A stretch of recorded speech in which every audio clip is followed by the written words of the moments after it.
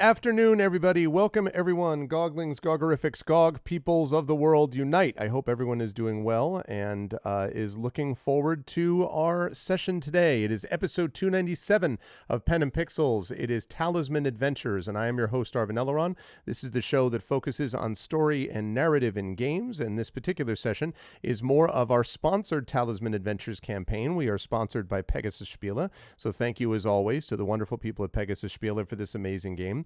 And, of course, the wonderful people at GogCom's Twitch channel that allow us to play this and hang out with you every Tuesday from 4 to 7 p.m. Eastern, whether we're playing video games with me or whether we're playing tabletop stuff with the gang. Today is Talisman Adventures. Next week and the week after are both going to be D&D with GOG, Ghosts of Saltmarsh. That's coming up the next 2 weeks. But today we've got some Talisman Adventures. Before I go any further, just a couple of reminders about ways to support us here on the channel. If you haven't done so already, please make sure to follow us here on GogCom. If you haven't done so already, please consider subscribing to us here on GogCom as well. You get those awesome custom sub badges and DRM-free emotes to use here, there, and everywhere across Twitch. And if you haven't done so already, please consider clicking through and checking out our individual channels because we have our own individual subsystems and Patreons and all that kind of good stuff as well. That said, it is time for us to get underway. So I am unmuting myself so the folks know we're ready to go. I am apologizing profusely for interrupting them, as I may well have done. And then, without knowing it, because I can't hear them until right now when I unmute them. And last but certainly not least, head over to reveal the crew. That's right. It is this intrepid crew. I do note that the intrepid crew has somehow moved around their pictures. So if you just give me a second, I'm going to just move this back. This is good. And this is why you never lock your OBS windows. There we are. Wonderful. Right. Exactly what I expected. We should do that for April 1st. You think so? Each Yes. of his characters. That'll be great. I'll be like, that's hilarious. Let me tell you how this is all going to work. But it is a wonderful pleasure to have all of these good people, good friends with us. We actually have, as you can see, 5 people with us today, not just 4. We have 4.5, 4 1/4, 4 1/3, I guess you might say, is with us. Also, I will say, as I get ready to introduce the players, that, in case anyone is curious, if you just happen to be looking at, perhaps certain, things that might be getting worn by people, especially on their heads, that might be referencing the first team to reach the championship series in the American League of Baseball, even though they were supposed to finish 4th in their division and they just beat the top team in the American League, but no big deal. Just saying, if you happen to notice this, if it rhymes with bled blocks or fled flocks or even Red Sox, you would know what I'm talking about. So, Roblox. Yes, yeah, exactly. Roblox. Congratulations to the Boston Red Sox for beating the Tampa Bay Rays after beating the New York Yankees. And while they're all at home watching TV, the Red Sox are going on to play in the championship series. So good work out of them. And that's good. That's Red good. socks, like red socks, Mhm. like the As thing in you Red wear on your Sox. feet. Yes, although it's SOX instead of SOCKS. But it's otherwise, yes, Red Sox. Red Sox. Do they wear red socks? Actually they do. Their uniforms are in fact wearing Red Sox. That is in fact the case. Well, Not one that's word meant pretty neat, anything to then. me. Well, listen, here's the thing about all that stuff. When people come to you and you start talking to them about hit points and, saving throws, and they look at you like you have your eyes, you have like 2 heads, make sure that you're clear that that's because that's your thing that's really cool. In a similar vein, I happen to like baseball, and so I like baseball and games. So that's how we do things here. Anyway, but congratulations to the Red Sox. It was very exciting to watch that last night while I was grading. It's even more exciting to have this crew with me, and I will begin with the wonderful person directly below in the column, and that, of course, is the amazing GOG stream team leader, Pyron Jade. Pyron, it's good to see you. I hope you're doing well. How is life and the universe with you, and who are you playing today? Life. Oh God, no. I'm playing Regina Augusta III, and I'm a warrior sprite who just recently discovered a whole pit full of riding lizards, and that is amazing. Absolutely amazing. Yes. I also like to throw stuff at people, and sometimes they throw stuff back, but that's just life. And and also getting the stream team ready for Halloween, which we will start on the 24th. and then gonna have a whole week of Halloween celebration stuff with lots of cool stuff. I'm gonna talk about that later again at the end of the stream. Stay tuned. It's going to be good stuff. And actually, when we get to the Ghosts of Saltmarsh, they're still working through a haunted house. So it's all part of the mix. It's all part of the plan. Sorry, Izzy's. I couldn't resist. Moving right along, though, it is wonderful to have Pyron with us. It's also wonderful to have Darksaber 2K with us. Saber and I were commiserating about stuff before the stream, and everything's fine. We'll be fine. Everyone's fine. But thank you, Saber, as always, for dashboard and Moobot stuff and all that kind of good stuff. And what we're doing right now, Saber, is we're just snow running through life at the moment. That's all. We're just doing a little bit of snow runner, and we'll eventually push through. A lot of winching, a lot of kind of just sticking with it, keeping the fuel going. It all works. How are you doing? How's life with you? And who are you playing today, Saber?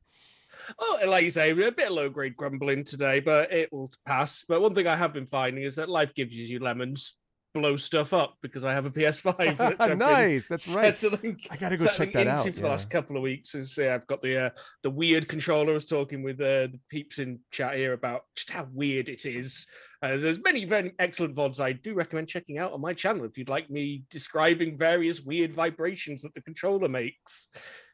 You got to check that out. How is Ratchet and Clank, by the way? I haven't had a chance to stop. Really good fun. So I hadn't played the series before, but I got a free copy of the 2016 remake of the original game. Yep.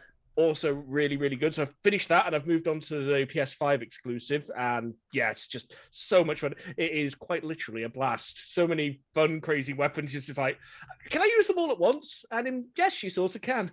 Yeah, you can do all that. It's the original one I actually played on the PS3, which I think is when it came out. And I actually, it was surprisingly more deep story-wise than I expected. I mean, like, it's not like amazing storytelling, but you think of it as just like this goofy action. And there's actually more going on there.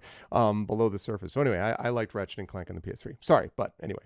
Yeah, no worries. But yep, tonight I will be taking over again as Reginald Shoon, Ghoul Druid, and currently stopping everybody falling into a pit of riding lizards. Yes. We always like to have good cliffhangers, or in this case, riding lizard pit hangers, apparently, is what we're looking at.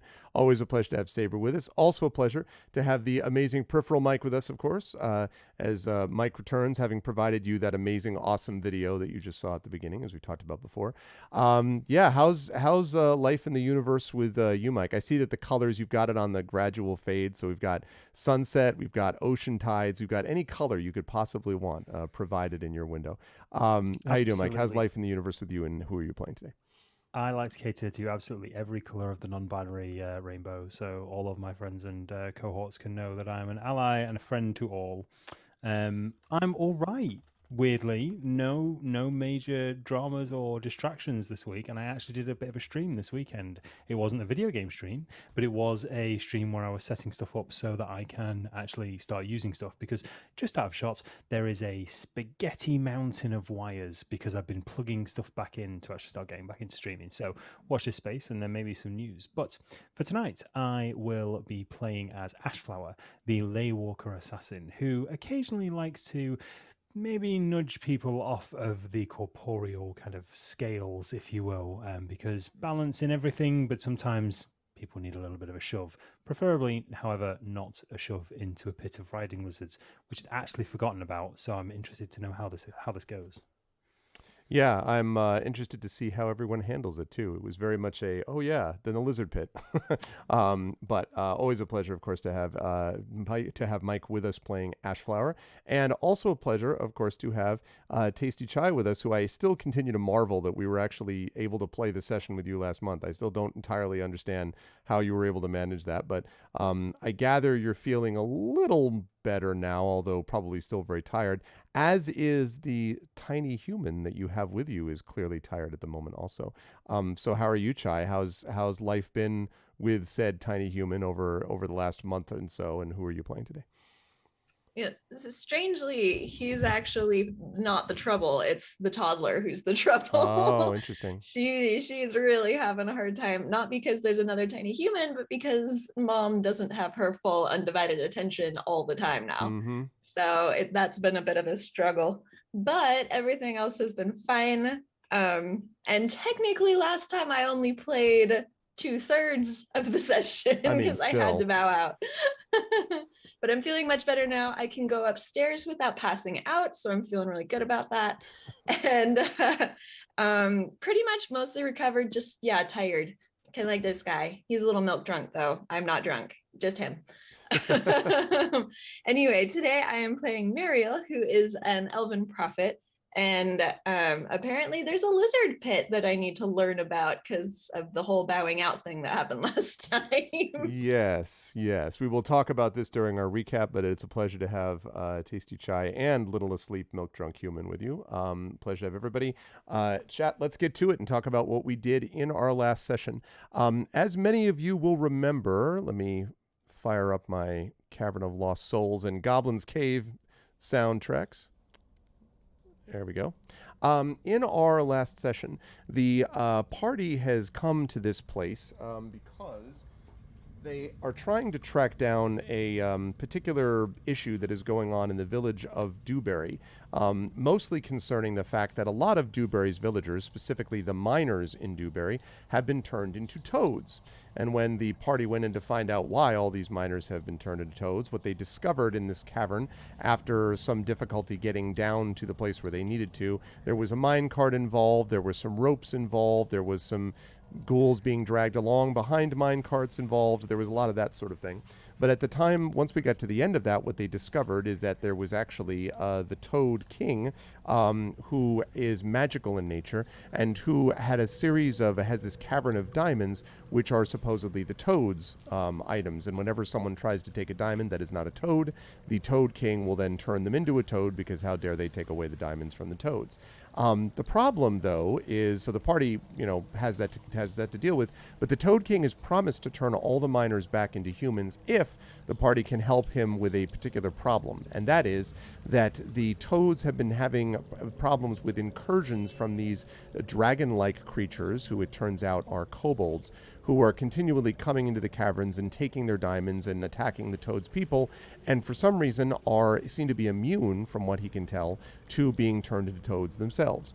And so, eliminate the kobold problem, and the Toad Kings will hold up his end of the bargain and will turn the fine miners of Dewberry back into people. So the party agreed to do this and decided to make their way down. And in the last session, they found a couple of things. First of all, they found the statue of an evil god, and there were creatures that were voices that were whispering in the heads. In particular, I want to say Regina and probably Reginald, that were whispering things about great wishes, and if you offer me your prayers, I shall grant you a great gift, and all this stuff. And both Regina and Reginald decided that that was a bad idea, that they were not actually going to do that, and so they managed to resist it. And they also discovered other things around that temple room where they were. They found, for example, I believe it was Regina who found this, that there was a large underground lake in which there were some skeletons and apparently some gems that were shining down there. And the problem is, to get there, you have to slide down this very slippery slope, which doesn't seem to have a way back up out of it unless you have mechanisms of flying in some way. So there was that they found. The party also, however, found, and there was one area that the party didn't go down. The other tunnel that the party went down, though, was a tunnel that led eventually to this pit, this cavern. And there was an earthen ramp on one end of the cavern leading down into a pit where there were a dozen giant lizard-like creatures, looks like just giant lizards, that are protecting these large white oval-shaped things, which, as the party was there, sort of looking down at the pit, one of the white orb-like things had a hairline fracture, like a spider-thin crack, begin to appear in the edge of this whatever it is, so that the party assumed that we're dealing with eggs, apparently. In the meantime, right next to the party on the wall are these 4 harnesses and saddles, which appear to be small-sized, maybe kobold-sized, that are hanging on the wall at the top of the ramp. So the lizards are sleeping. It is conceivable that if it is an egg, that one of the eggs is hatching. And there is, in fact, on the other side, there is the room. There is a tunnel in the eastern wall. And there are apparently, that seems to be open. The only problem is it's on the other side of a bunch of sleeping lizards. And of course, you have the way back into the temple that you came from. I believe that there was one other passageway that you hadn't taken. Let me see. It might have been also like a door of some kind. Yes, that's right. It was a massive stone door that the party had, and there was a note above it which said, excuse me, only the dead walk beyond these doors, is actually what the message ultimately said. And so you have a sealed door with apparently only the dead walk beyond these doors. You have a statue of an evil god. You have this underground pool that you get to through a nice, charming water slide. And you have this lizard pit with harnesses around it with an exit from the pit on the other side of the room. And so with all that said, I'm now going to hand things back over to the party and ask them, you're standing next to this pit. The lizards are, at the moment, asleep. What do you want to do? Just quickly, we had opened the stone door where the dead walk beyond, and the rest of my party noped out of that. Oh, that's right. don't know Yes, what- I'm don't know sorry. what the That's fuss right. is The door about, was honestly. open. Yeah. That's right. But you hadn't gone into it, though, right? I believe you just No, opened the door. but Reginald, with his ability to sense spirits, had sensed at least non-immediately hostile presences in there. So, yeah, that's possibly just for Chai's benefit as well, because I think Chai had tapped out at that point last time. Is that all Yes. clear, Chai? The Yes, basics? yes. Okay. Yeah. Thank you. We saw like some kind of tomb in there, and I could sense restless spirits that weren't necessarily aggressive, but might change their mind if they saw living people. So we were like, we're gonna leave you guys to it. Like, we're just gonna close this door real soft. Reginald's just like, but. I'm kind of Dead- feeling like noping out. Yeah. It's like, but dead no. things. So Might there need was a help. door. There was a door on the other side of the lizard pit. There is a door on the other side. That's right. But it's on. So there's basically a ramp that leads around this pit. As you're kind of like around the edge of the cavern, basically there is this like ledge that goes all around the cavern, and then there is a pit down below with the lizards in it, and the tunnel seems to be coming out of the pit, not on the wall, but of the pit below. So it's on the opposite side from where you are, and there's a ramp descending into the pit. Would Reginald recognize these lizards at all, being a druid with skills in things like nature focus and animal handling? I think so, probably without even doing a check. These are probably giant lizards is what they look like, Reginald, which means that they tend to be rather tough. They tend to be rather loyal. They're not super fast most of the time. And they sometimes can kind of take a punch and keep on coming. They tend to be sort of tougher creatures. I don't think you've actually ever probably encountered a lot of these giant lizards because they're not really common to the area around the city, and certainly you don't get any giant lizards buried in your graveyard. But you would definitely have known something of these things. This is an unusual number of them, I should say. Again, probably about 12 of these, and that's an unusually large number. Certainly not usually naturally occurring. We should probably back off from here But why? because they're big, they're tough, there's more of them than us, and that's their children. How many But are they there? are riding lizards. They must be tame. Maybe tame to those that tamed them. You think they can like distinguish between people? Between us and kobolds? I just motion to the fact that we all look drastically different from each other. Why not? Other I mean, animals they're can. lizards. They, Hmm? I mean, but I where just- would we go? I just leaned over to Regina. I was like, you definitely don't smell like a kobold. Regina looks a bit unsure whether this was a compliment or an insult. I lean over and whisper, "It was a compliment." Regina looks heavily confused. Thank you, I guess. You also and don't we- smell like a goblin, kobold. Which You which smell probably like- means they won't trust us because we don't smell like kobolds, and kobolds tamed them. Hmm. If all they And live where would around we is go? kobolds, then That's an excellent question. That's I the look- problem. Yeah. Just to recap. Do we because need these writing lizards for something? Other than just it being cool that there are writing lizards? I mean, This don't was the think only so. direction we mutually agreed on. Was there? It's like the there was only door left. There was the slip and slide, wasn't there? Yeah. Yeah. So there was the evil statue. There was the path into the the alien-esque Tomb. egg chamber. There was the slip and slide and the thingy. The So berry we chamber. just need to pass through then. Yes. Without waking them. If we're very very sneaky, then we can probably do it.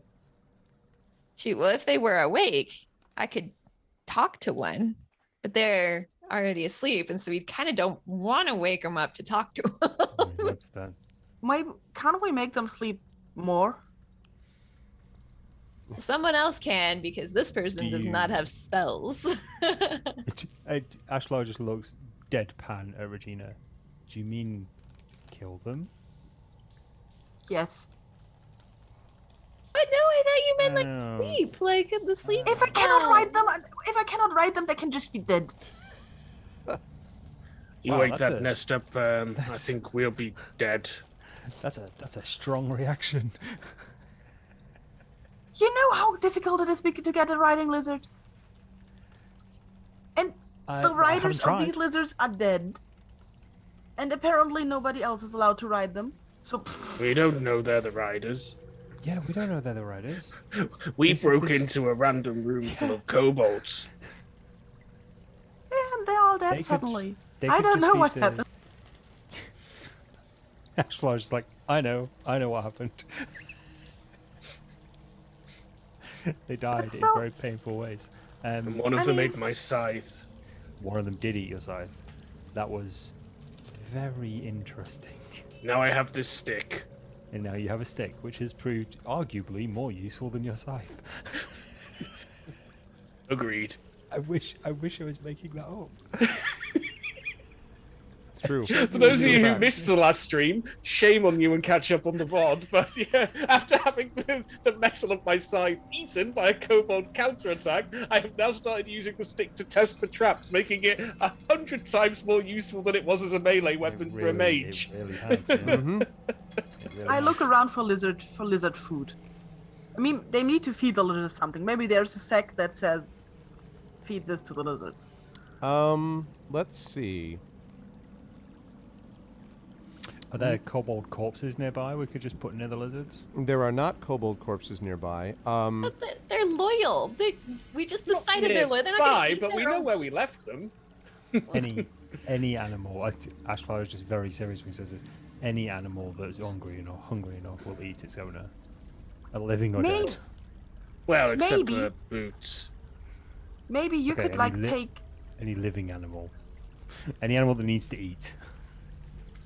Maybe you could take the clothes of the kobolds, the three of you, and like put them on you so you smell like kobold.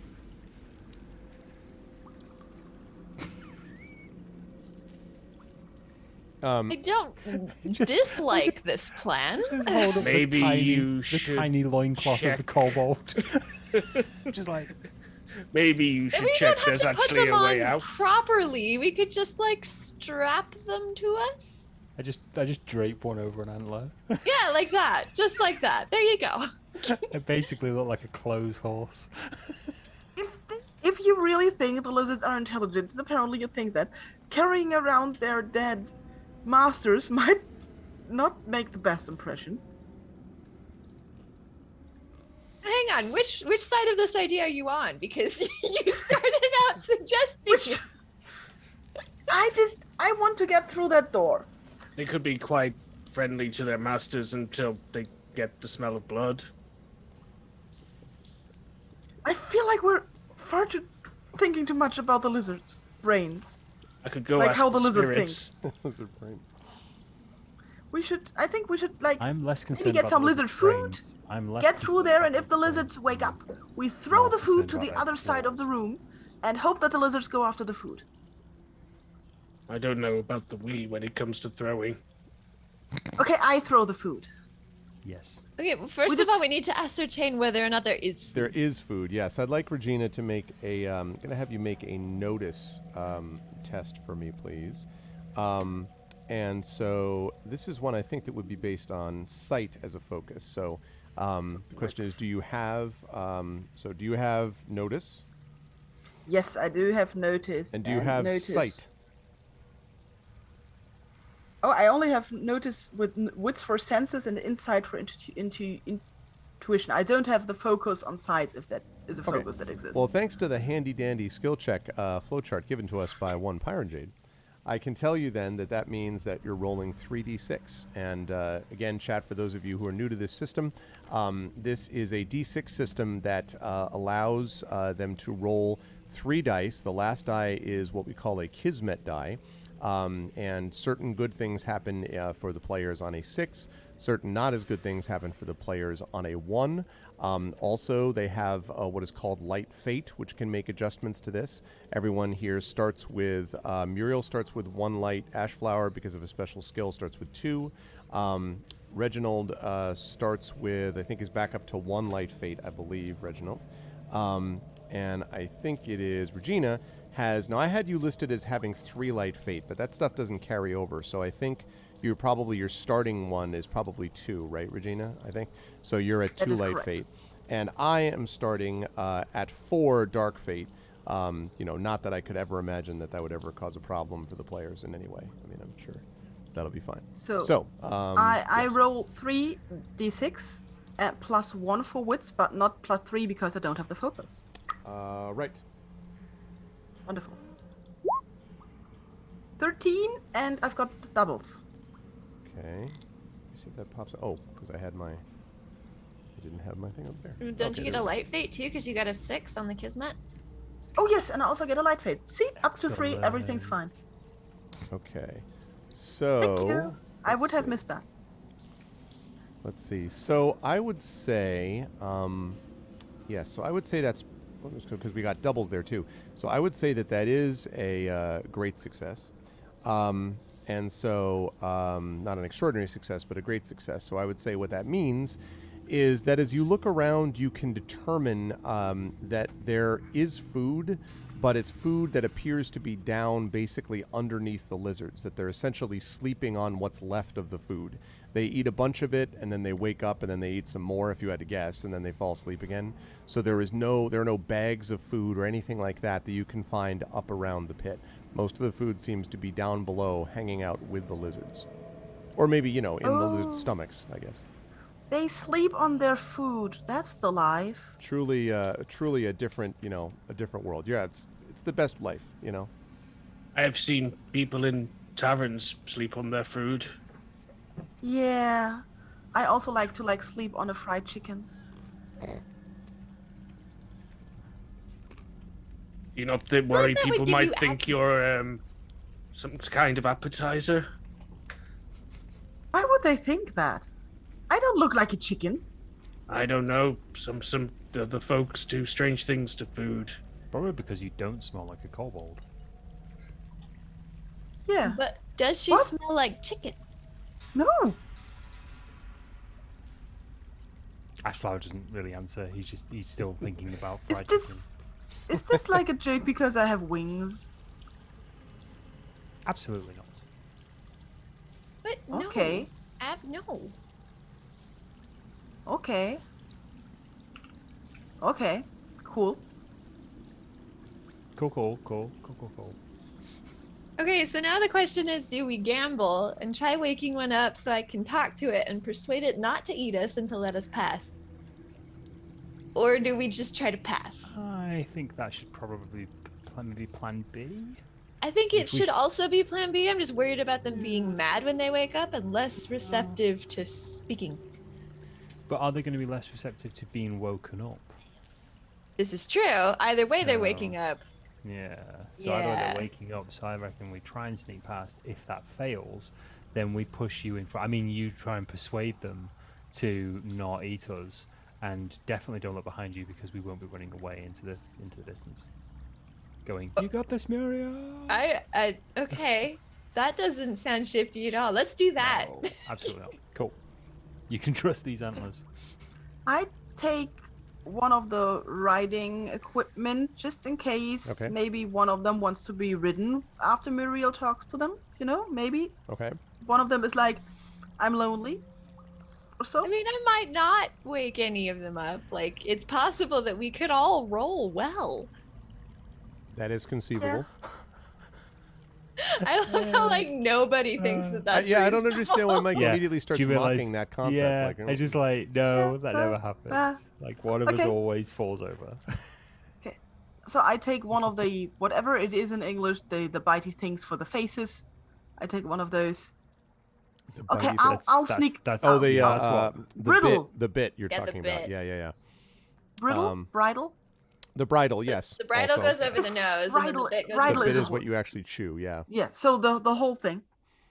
Okay. So Shall I one- stealth first? One Shall I note stealth about this, first? Regina, though, before you start stealthing. Although I have obviously enormous admiration for Regina's strength and ability, I will say that these are kobold-sized harnesses, which means they're not enormous, but they are decent size. And being stealthy whilst carrying a harness is not going to be the easiest thing in the Okay. world to do. So, Okay. I look at the bigger people. Can somebody put that in a backpack for me? Just until we're through here. Please. Yes, I will. Thank okay. you. It pretty much occupies the entire backpack, Ashflower, because it's like kobold size. What? So, It's all right, I'm Yeah, I barely- do not have spare load for anything. I do not believe I'm really carrying anything at this point. I think I've used lots of my resources at Okay. this stage. all right. These leathers are a bit bigger apparently than they were in my head. Well, yeah, Okay. because kobolds are They're like not like crocodile gnomes. sized? They're not sprite sized, right? Kobolds are bigger than that. Probably. I think the kobolds lizards are bigger than crocodile sized. What? Yeah, I think. Oh, I yeah. think you definitely think the lizards are smaller than they are. Oh yeah. The lizards are giant lizards. They're Oh. bigger. Yeah. Yeah, I The lizards are like the size of like Oh. Great Danes. Like I still probably want that one. size, or like small pony, like a small pony lizard. Okay. Cool. Small pony lizard. Okay, yeah, no, but there are also small ones, he said, so it's fine. Okay, I shall sneak towards the door now. Is that fine with everyone? I look around. Thumb up. Oh no. No, I shall not. No, okay, I shall not. I shall. What? What is? This is like not good. You know why we sprites don't have a democracy? Because it's like shit like this. It's not.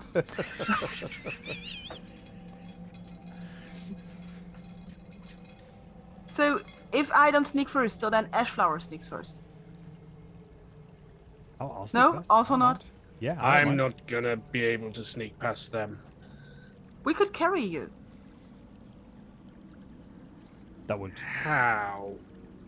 With That would our impair- hands. that would Just impair climb our up on ability to Ashflower's sneak. antlers and hold on. They're not that strong. Reginald squints at Regina in the dark. It's like, I just look over at Muriel. I'm like, they're not that strong.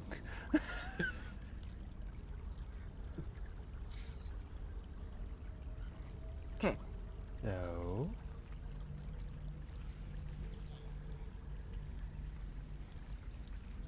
Okay, I'll now go. It's fine. Everyone's silent.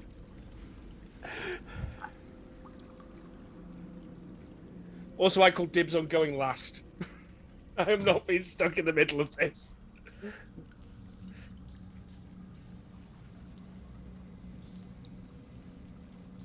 So.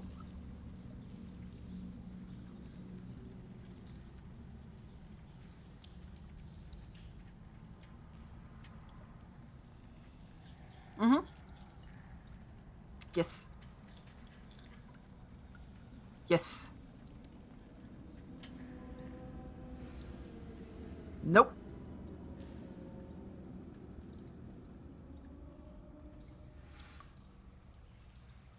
Plus agility.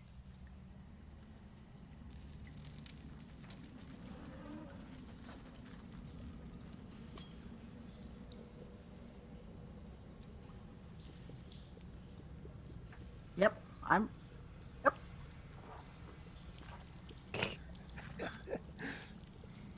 Okay. Sorry about that. Yes, I am no longer. So, gonna be- uh, Sorry, Echo. Thanks. if I use a light fate, I could reroll, or what was the light fate thing? Yeah. Like, so, so I'm actually working on the spreadsheet for this, but there's a lot more conditions and clauses and if statements. So you can. Oh, go ahead. No, go ahead, Saber. Oh, hang on, I've lost my page now. Here we go. I have it. Okay, so you have several different things you can do if you want to spend the light fate.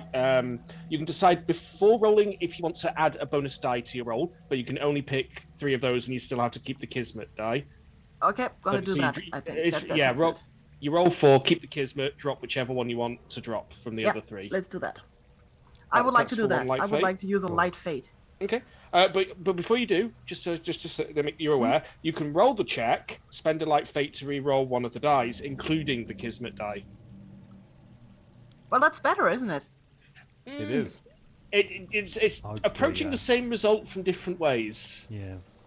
I like the re-rolling thing better. That sounds better to my ears. Maybe I'm just Blood Bowl minded, but it sounds better. Yeah. Well, it might be because you're locked to 3 of those rather than being able to pick. So you don't necessarily you might be able to pick risk a closer to a fail by picking like triples. If you know what I mean. Yeah. Like you might roll 111 and a 6, and you might want to try dropping the 6 and hope that the 111s will carry you. You also theoretically, because you have 2 light fate. I was just looking at this to confirm, but it does look like you can roll.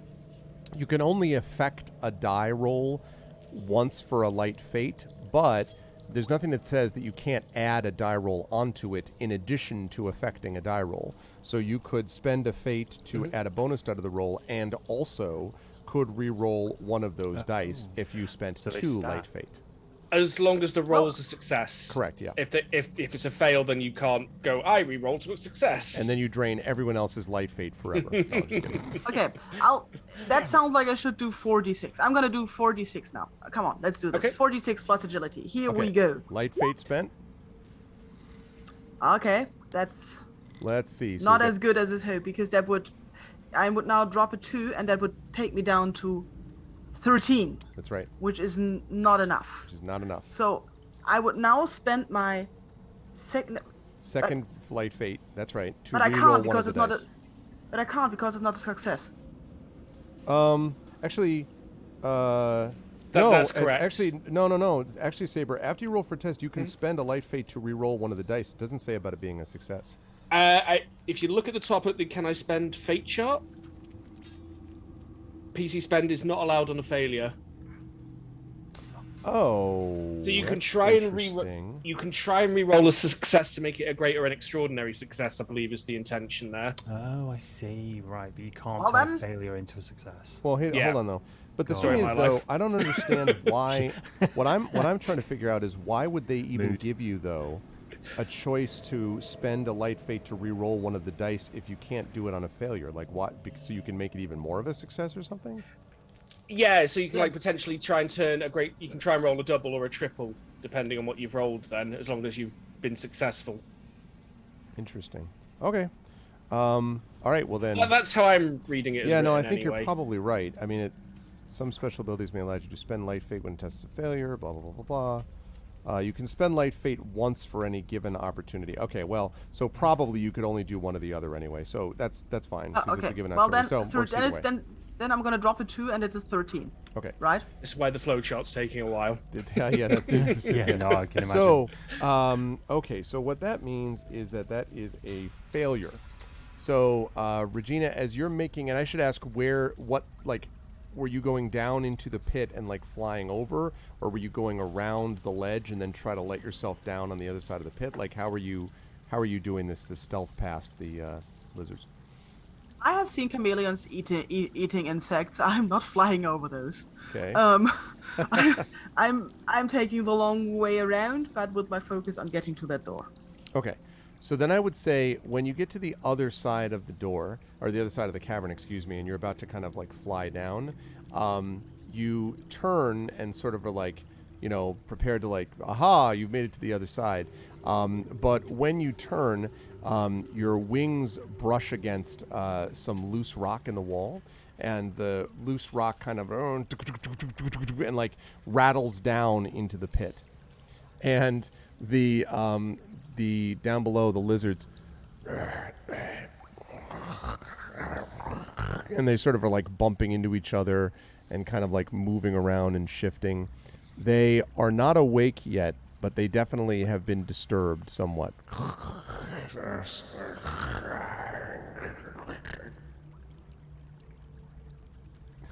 So you're all staring at Regina, who's staring back at you, and these lizards are moving back and forth, but they have not woken up yet. I imagine we're all also incredibly still at this point. Mhm. Yeah, just Yeah, this is a freeze frame moment. We're going to wait until we can I make am snoring not again. going to be able to sneak across that pit. It's like you're trying to say something. It's like you're trying to tell us something, Reginald. I just can't quite piece it together yet. I'm waiting, and if the lizards settle down a bit, I'll try to, again, stealthily open the door. okay. So everyone is just staring. The lizards are definitely disturbed, but are not awake yet. But you get the impression that they are close to wakefulness. So you can now kind of like make your way down into the pit if you wish, like now that you're on the other side, and try to open that door as you said you wanted to try to do. Maybe we should have a couple of kobold corpses to throw in there. You do you. I'll go for the door. That seems like a good idea. Well, go. I turn and say to Reginald. I mean, they're already dead, right? Yeah, and if when they wake up and they find fresh meat, they might focus on the fresh meat that's nearer rather than the meat that's trying to run away. Yeah, the fresh meat that's not moving rather than the fresh meat that's trying to run away from them. Yes, I completely agree. I'm going to go grab a corpse. Which is I go oddly, with Ashflower. Oddly, not the first time I've said it this week. All right, so Ashflower's going to go get a corpse. While Ashflower goes to do that, at Corpses Are Us, otherwise known as The Last Room, Regina, I'm going to give you a chance to do another stealth check here. This one is going to be easier, actually, because you're on the other side of the pit and past the lizards. However, I would recommend not failing. Do not fail a second time. I'd recommend not I'll try failing my a second very best. I'll just, like last time when I said I just shouldn't roll a 1. Well, yeah, that's right. No, that worked out really well. You got a light fate, actually, 1 light fate left. So this is a second I have 2 opportunity. light fate left. I've got 2 No, light. you used 3 one of light them, didn't fate. you? No. Remember we Yep. said no. Remember I said that you dropped back down to 2 to start out. Yes, and Yeah, I got sure. 1 light fate because I had a 6 on Oh the yeah, Kismet because die the in my Kismet. first That's thing, right. so- That's right. I take that back. Yep. So you could use another one So- light fate if you wish. Yeah, I might do that. So let's roll 4 dice again. 17. And I drop a and- 2, so it's a 15. Now what? You said it's easier this time. How much easier is it? Considerably easier. Like an 11, Don't I believe. forget. is And what I it dropped the says. 3 for a great success. Ah, clever. That's smart. Yeah. So And that you is a rolled great 6 on the success. And Kismet I get a 6. I get another light fate. And another back. light fate. So you're still at 2, right, Regina? I think? Yes. Okay. So yes. So when you do this, you're able to get down to the other side, and the lizards are. And now that you're right close, you can actually. I mentioned before that it was warm down here, so you can sort of feel the warmth and sort of coming from what looks like it might even be just sort of like natural heat coming from the cavern floor, possibly, that's leading it up, because the lizards themselves are cold-blooded. So their reaction is presumably just to the warmth of the actual cavern. And as you look over, you can see that the side of that same egg that I mentioned that was starting to have a crack, that there are more cracks in it, and the lizard that is right around it, almost curled around it, is starting to move a little bit as this egg keeps cracking. So when you get down to that other side, there is as I say, an exit, and it is actually a tunnel that leads out of this place. Okay, I'll check out the tunnel. Thank you, Takedown Assassin. Welcome to the GOG Com family. Okay, when you check out the tunnel extends in front of you and extends a good distance, but you think you can sort of see or hear, I should say hear, not see, a kind of sound of rushing wind on the other side of this passageway that you're looking into. This might lead into a very large cavern or something like that, but you can hear what seems like wind or possibly trickling, like water sounds, possibly. I fly a bit further into the tunnel. Okay. As you go along, the sound increases, and you also begin to hear now more and more what sounds like trickling or maybe even rushing water. You hear falling water, basically. Do I hear voices, growling, anything that would come from a living being? Let me have you make a notice check for me, please. Okay. We had that before. We Yes. already did one of those. So it's Oh, excuse me, that's correct. 3d6 plus 1. 8. Right now, you just hear kind of like the echoing and the sort of from behind you, the sound of the lizards, and then in front, kind of like a like that's all. But that's all that you Wonderful. hear. All clear. Yeah, Wonderful, everything's all totally clear. fine. So I'll go back and to the tunnel exit and motion towards my companion.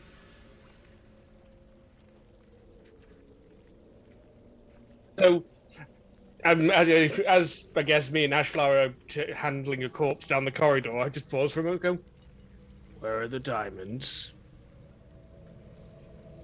The kobolds were supposed to be taking the diamonds. Where are they? What? They must be deeper in. I did this not steal the cavern diamonds. somewhere. I'm going to assume Regina doesn't actually shout that. This must be an advanced guard or something, or some sort of outpost. Maybe these were even lizard stable hands. And, motion to the kobolds that we're carrying. We had to tunnel into here as well, and there was that door, the tunnel with the pit trap, which Yeah. I don't think we found the other side of. Well, not yet, no. So I'm wondering, there's either another way out, another way around to that pit trap. No, those are the only two things I can think of. It feels like we've kind of forced our way into this part of this kobold realm. Wondering when we can go back to the Toad King and call the job done. My guess is when we've maybe the kobolds have a leader or something keeping them here. Maybe it's a food source, or even the diamonds themselves. Maybe if they know that someone is protecting them, if that makes sense, then, or if they have them, then we at least know. If there's kobolds hoarding them, then we can dispatch them. But that means we gotta keep going forwards. Unfortunately, so, friend. No, I keep carrying. Yeah, we just continue. We continue to, creature handling this corpse down the corridor. To me, Okay. to you. Keep moving this thing down the corridor. You're moving it down towards like into the pit, into the corridor, or like to the side of the pit, our side of the pit. right. So you're was kind of my moving intention. it around the ledge, okay? Because you realize that once you get to the other side of the pit, there's no ramp down from the other side of the pit, so you would need to like basically dump the body over. Again, which you can do. It's not like 100-foot tall pit or something, but. Well, But it will Reginald's make a just bit of thinking, noise. let's keep the corpse handy for the time being. Okay. Yes, it's a distraction corpse. Okay. And Muriel, are you following along with Regina and Ashflower? With Now Reginald I and have a Ashflower? riding lizard. Ho, ho, ho. It's the second Die Hard reference I've gotten today. Good grief. But anyway, yeah. So are you going along with Ashflower and Reginald as well, Muriel? Or not? I was actually just at the other end of the pit, hoping that Regina made it. So, Right. so I'm just standing there waiting, kind of not sure if I should go forward. Yeah, I did the thumbs up. Okay. Or if I should wait, because I presume that I can kind of hear them getting closer. So Yes, I would definitely say that's true. Okay, so then I think what I decided to do is I'm just gonna wait, so that way we have a corpse just in case. Okay. Okay. So that means then that you, Reginald and Ashflower, when you get to the other side of the pit, you are then almost like directly above the door. So the door's in the wall below you, which means you need to kind of lower yourself down, and or you could just, it's not a very, very deep pit, So you could probably even just let yourself down and drop in. The question is, how do you want to do that to reduce the noise that you might make, or the sort of distraction that you might create when landing? I always laugh when anyone describes anything physical, and Reginald should be able to do that. Mm-hmm. Theoretically. Oh. Oh, if you're so I'm like down at the entrance of the tunnel, and so Reginald's like right above me, or how do I imagine this? Okay, I extend my arms and make motions like I'm gonna catch you. Am I with you at the moment, Reginald? I don't know. Are you? Well, I didn't. I assumed we were carrying a corpse each. I didn't know if we were carrying a corpse between Oh us. no, I was helping you. There's no way I Okay. can carry a corpse by myself. Excellent. That's going to make our role easier. Yeah, then I'm definitely going to lean into Reginald and go on then. Just nod over to Regina. Go on then. Dare you. I'm not doing this because you dared me. I'm doing it because it's kind of necessary. So Reginald just sort of grumbles something under his breath and tries to lower himself over the edge. I'm going to ask you to make me a stealth check, please. Well, you mean roll 3d6? Yes, absolutely. No, stealth check. Stealthy. Yeah, no. So Reginald kind of lowers himself down, and then the last few feet, Reginald, you're like, okay, I must have done that quietly, and then like you sort of slip a little bit, and you're like, wait, and you grab on again, and then there's like rock starts to rattle down, and then one of the rocks whoosh, whoosh, right in the nose of one of the lizards, and the lizard, sorry. And its eyes flicker open, and it just sort of, and there's this moment where you're like on the ground staring at it, and it's staring back at you. Where is our distraction corpse at this point? Up there with with you, you. I assume. I start to lower down the distraction corpse. Okay. Now, are you Okay. lowering it down, or are you? I was gonna say, or are you like pushing, or like what? No, I'm gonna. Well, I don't want to throw it. I don't want to cause more noise, so I'm gonna kind of. So you're lowering the distraction corpse onto the person it's supposed to be distracting them away from. I just want to be clear about this. It's not onto you. Okay, so it's kind of in front of you. Okay, so I'll yeet it in such a way that it goes in front of between Reginald and the giant lizard. You will you? Well, I should be able to. We're going to make this a throw check, I think. Oh, you say this. So, let's see. Determines your accuracy with thrown weapons. This might be a knife, a rock, or even a makeshift weapon, such as a chair, or goblet, or a corpse, which you're trying to reduce noise. Or a kobold corpse. Or a kobold corpse. So I'm going to have you make a throw check. Now, the question is, do you have the throw skill? No. All right. That means roll 3d6. Excellent. Roll advanced dice roll. How do you spend light fate? So if you want, you can add, you can spend light fate by adding a die to the roll. So you have 46. Or you could roll the 3 and then spend a light fate to re-roll one of the dice that you rolled, except for the Kismet die. And then there's other things like changing a extraordinary success, or like a kind of a regular success into a great success. So kind of upgrading the level of success is another way to use life fate. There's no way of you telling me how difficult this check is there? For this, I would say not. I mean, this is probably a moderately difficult. So Okay, I'm going to spend a light fate and I'm going to roll 4d6 and drop one of them. Okay. That's how it works, right? Yes. Good. So I'm going to drop the 4, which would give me doubles. Yes. And a 12. And a 12. Yeah, you actually are able to. Let me see how they think about it. Well, actually, can I just confirm something? Okay. If it passes the check, but does doubles count towards anything if it doesn't pass the check? If it doesn't double- pass the check, no. Yeah, no. Yeah. So doubles only make it if it succeeds and you get a double, it's a great success. If you get a triple, it's an extraordinary success. Right. Correct. That's right. So I'm probably better off taking the 3 off and then going for 13, not 12. Okay. Because I don't know if it's passed or not, so I'm going to go for more numbers. Higher numbers equal better throw. Okay. Better corpse So your total number now that you're dealing with then is 13. Okay. Yes. Yeah.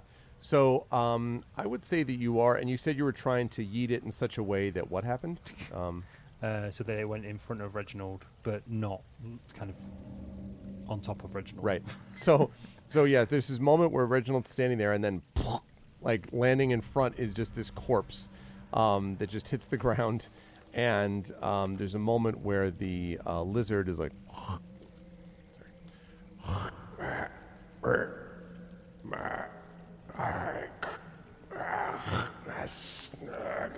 And looks very exercised, and is kind of staring down at this corpse that's there, and then kind of looks up and back down again, and then starts making its way towards the corpse of the kobold that you threw down there. This is going exactly according to plan. I motion towards Reginald to come closer to me. I motion towards all the people above to also now come down. Yes. Because whatever goes down here, we should not be separated. Yes. Also, maybe Muriel can tell the lizard, like, it's just sleeping. The kobold is just sleeping or something. We bought you a gift. Sure, it knows that it's food. I think it can tell the difference. But Yeah. what I can do is shout down there and say, "Enjoy." Okay. So you shout down, "Enjoy," and suddenly some of the other lizards and a couple more eyes flicker open, and they kind of like tilt their heads over, and now you have a few lizards, Regina, looking directly at Reginald, looking directly at you. Can I sing a lullaby? You could certainly try. I try to sing a lullaby. Are you singing it to the? Just Can come you speak down. with Can animals? you just come down? I do it while I'm coming down, okay? I do it when I'm coming down. I'm just like, nighty night, sleep tight. Who's a good little lizard? I want to help Muriel while she's coming down. You know, like I would like to I- attempt to help Muriel because I have animal handling with controlling focus, so I might actually know a harmony to sing along that might help. I was going to have her make I- an entertain test, but And I want to help Muriel, like coming down, like guiding her feet to where on the wall she does not kick down rocks or anything. Okay. Yeah, let's have you do an entertain check, Muriel. So that is, it is going to be based on, let's see. I'm trying to think if I want to make it agility or... I mean, I don't have entertain, so it's It'll just be- it's gonna based be on insight. 3d6. It's going to be insight. So if you don't have the skill, then it's 3d6 anyway, yeah, so. Yeah. Are you not entertained? Okay. So we have an 11 there. Now the question is how difficult to entertain our lizards. Right. That's what I was just trying to work out. Because if it worked, you got doubles. Which means they're very entertained. Yes. I would say that this I think the sort of level of test is going to be a little more difficult than the number that you reached. So as you kind of go through the lizards are kind of, as you're singing this da da da da da da da da da da, right, and the lizards are and a few of them now stumble or step to their feet and kind of sort of glare through their cold eyes at you. And kind of look. One of them looks back at the eggs, then looks up at you, and then kind of takes a step or two forward. And there's about, as I say, 3 or 4 of them that are awake now. Everybody into the tunnel. The tunnel is safe. I had a look. I start making my way into the tunnel as well. I'm still coming down. I'm still trying to get to the tunnel. I'm going to wait for Muriel and attempt to control the lizards that are currently looking at us, like throwing out my arms and making lizard noises back at them. Okay. What I hope is in an assertive tone. Well, I don't know what works on lizards, but I do have skill with animal handling and controlling. Yeah, let me have you do an animal handling check, though I suspect your focus is not going to be in lizard. Giant lizard. It's just controlling focus. That it wasn't any specific animals. Yeah. Let's double check.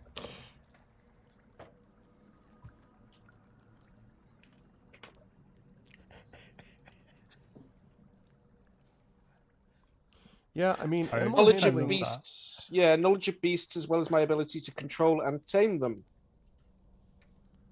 Okay.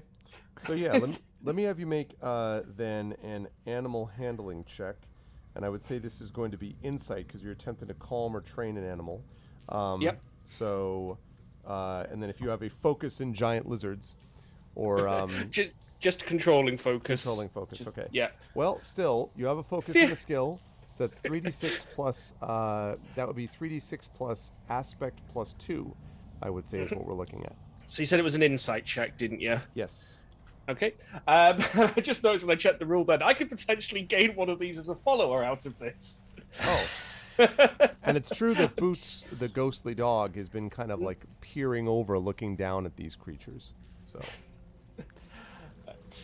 That's not my specific intention, but if one happens to follow me, then Yeah. it might be a case of can we keep him? Can we keep Bob? Come on, the take a lizard? tiny one. They're Right, hang on, giant. let me- They're all giant lizards. I'm stealing this egg. Just take it. I'm just going to take this egg with me. See, I've We've seen never movies seen that that go always wrong. works The out stealing well. of- yeah, I was gonna say. Exactly.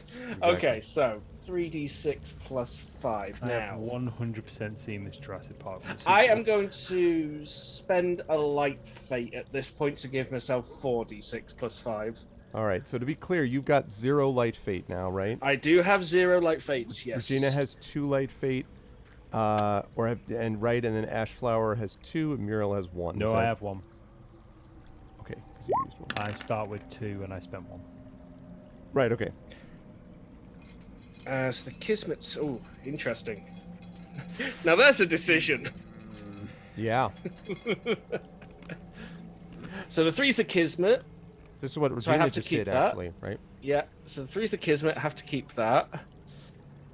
If I drop the 5, that's going to be pretty low. I'm going to play it safe and drop one of the 2s. I'd rather take a probable success over a maybe great success. Yeah, that's what I was like. Okay. Yeah. So it looks like we are looking at then a 15. 15. Okay. Mhm. All right. So the creature kind of like comes up to you. Its large, kind of scaly snout in front, and its strange green eyes, and it leans in to you and it starts sniffing at you. You feel like it's, it's sort of cold, rather foul breath kind of, covering you. And then it leans back and it tilts its head and it goes, it hasn't attacked you yet, but it is sort of waiting for something. So I'm really hoping Muriel's taking advantage of this distraction right now. Oh yes, I'm climbing as fast as I can to get down to the Okay. tunnel. Let me have you, I'm trying to think if you need a test for this.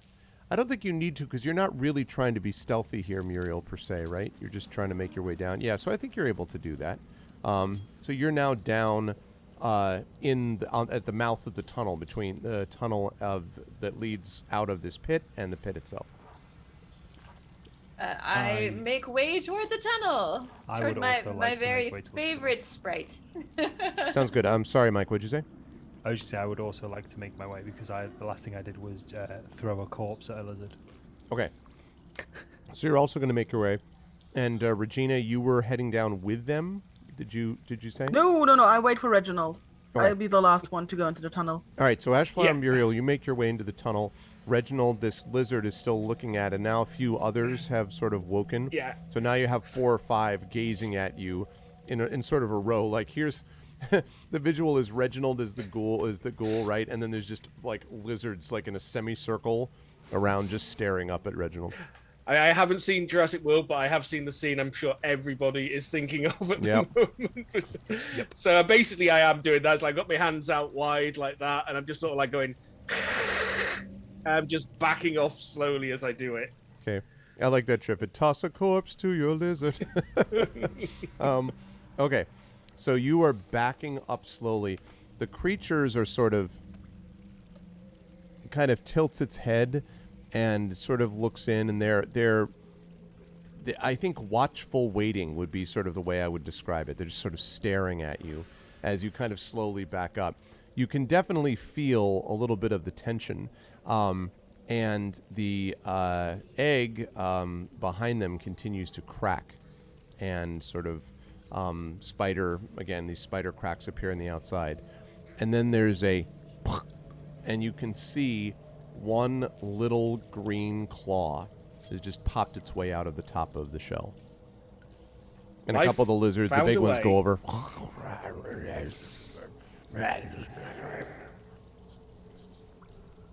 So. Yeah, so I continue to back away from them. Okay. Facing them, but backing away in the direction of where I remember the door being. So you sort of back into the tunnel.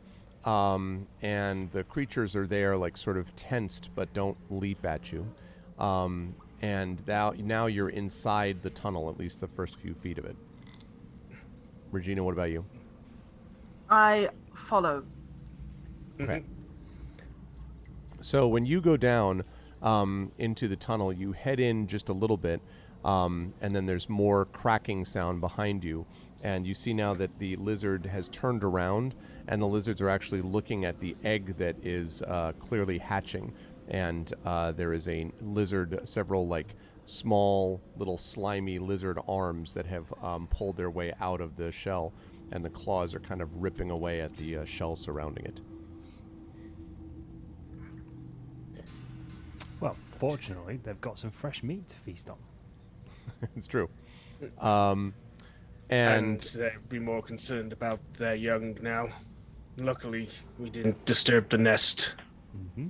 You noticed when you were... cool, Reginald. You talk to the lizards, although they are not dead yet. I just had an inkling.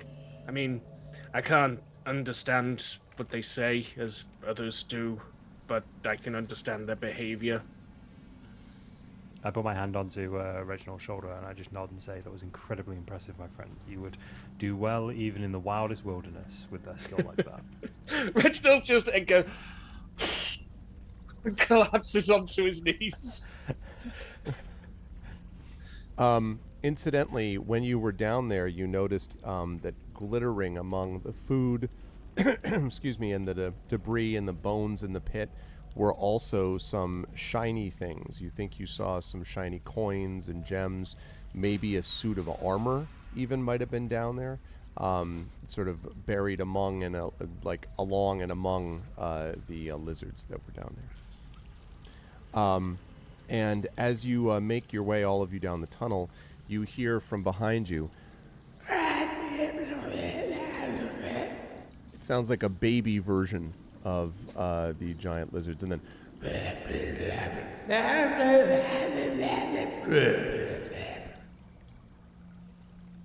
so it's a really charming moment. The circle of life beautiful. in lizard It's form. Absolutely beautiful. Brings a tear to my Reginald eye. is Reginald's like super happy that was resolved without violence. Mm-hmm. And that's good, because as you're moving forward towards the larger cavern, you begin to wonder how long this sense of avoiding violence might occur. There is inside the room ahead of you, as you're heading towards it, the increasing sound of water. And in fact, I think I may have... Where's my manage audio? I need to pull up...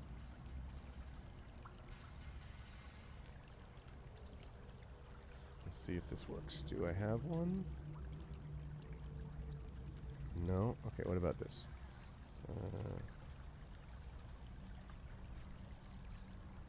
Oh, come on. Well, that's unfortunate. I was hoping that they would have, like, they would at least have, like, a waterfall there. Let's see. Well, I have a volcano. That's not quite right. Okay, I'll have to look for this later on. In any case, A volcano? Say again? Did you just... A volcano? I was like, yeah, they have a volcano, but not that. I was like, I could just do that, you know, but no. Maybe this? Does this have... It wasn't the diamonds that the miners found. Actually, okay, this isn't bad. This is not quite right, but it's close. It's not volcano though, right? I'm sorry? It's not volcano though, right? It's not a volcano. Okay, good. Certainly not yet. Certainly a Balrog. Okay, let's see. This is the one that I want. Okay, there we go. So... Okay, there we go.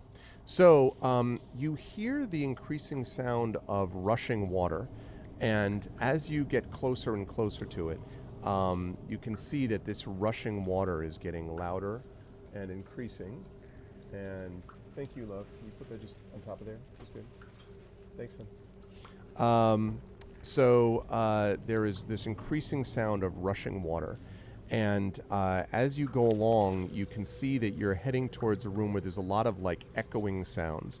And down below, you hear, or ahead of you, I should say, not down below, you can hear echoing from the room ahead the sound of... So it's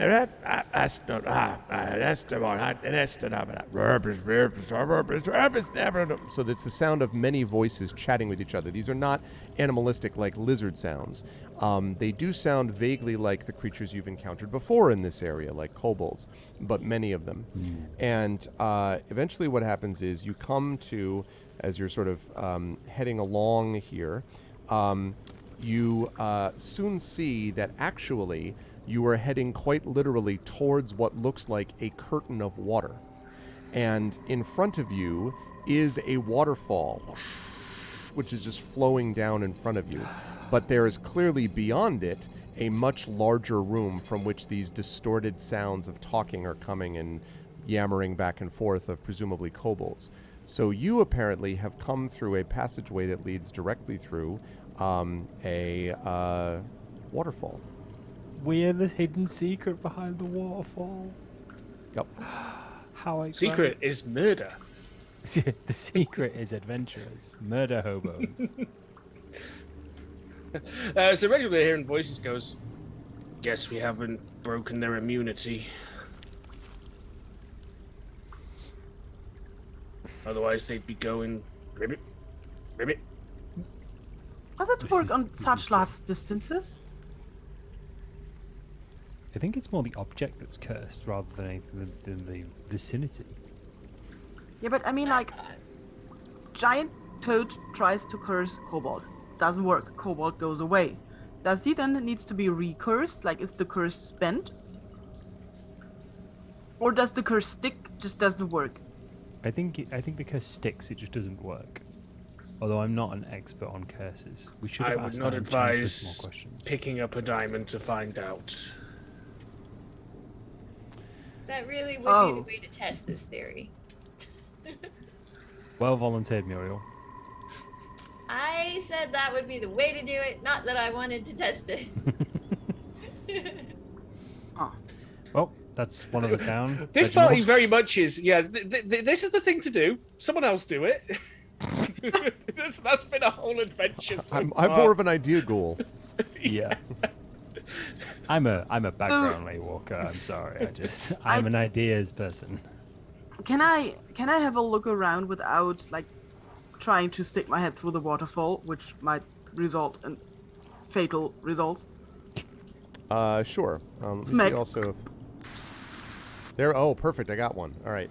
Good. There we go. What? Here's your sound. Y'all hear that? Yeah, it's not making me need to go to the toilet at all. Yeah. No. That's never worked for me. Okay. So now what you're going to do, so you want to try to get a look around, you said, Regina? Like, Like we see. You said we see kobolds. well, you hear kobolds, but all you see Okay. right now is a curtain of water because there's Okay, between you because and them. I would like to know, like, maybe there's like a big thing in that, which has like a sign on it, like no toads or something. You never know. Right. So I would like to, but I can't. I imagine if Regina tries to stick her head through the waterfall, she just gets smacked down to the floor. It's possible. So It's really- not roaring, but it is kind of, it seems fairly strong. So That's true. maybe there's like a something I can somewhere I can spy around the waterfall. Let me have you make a notice test for me, please.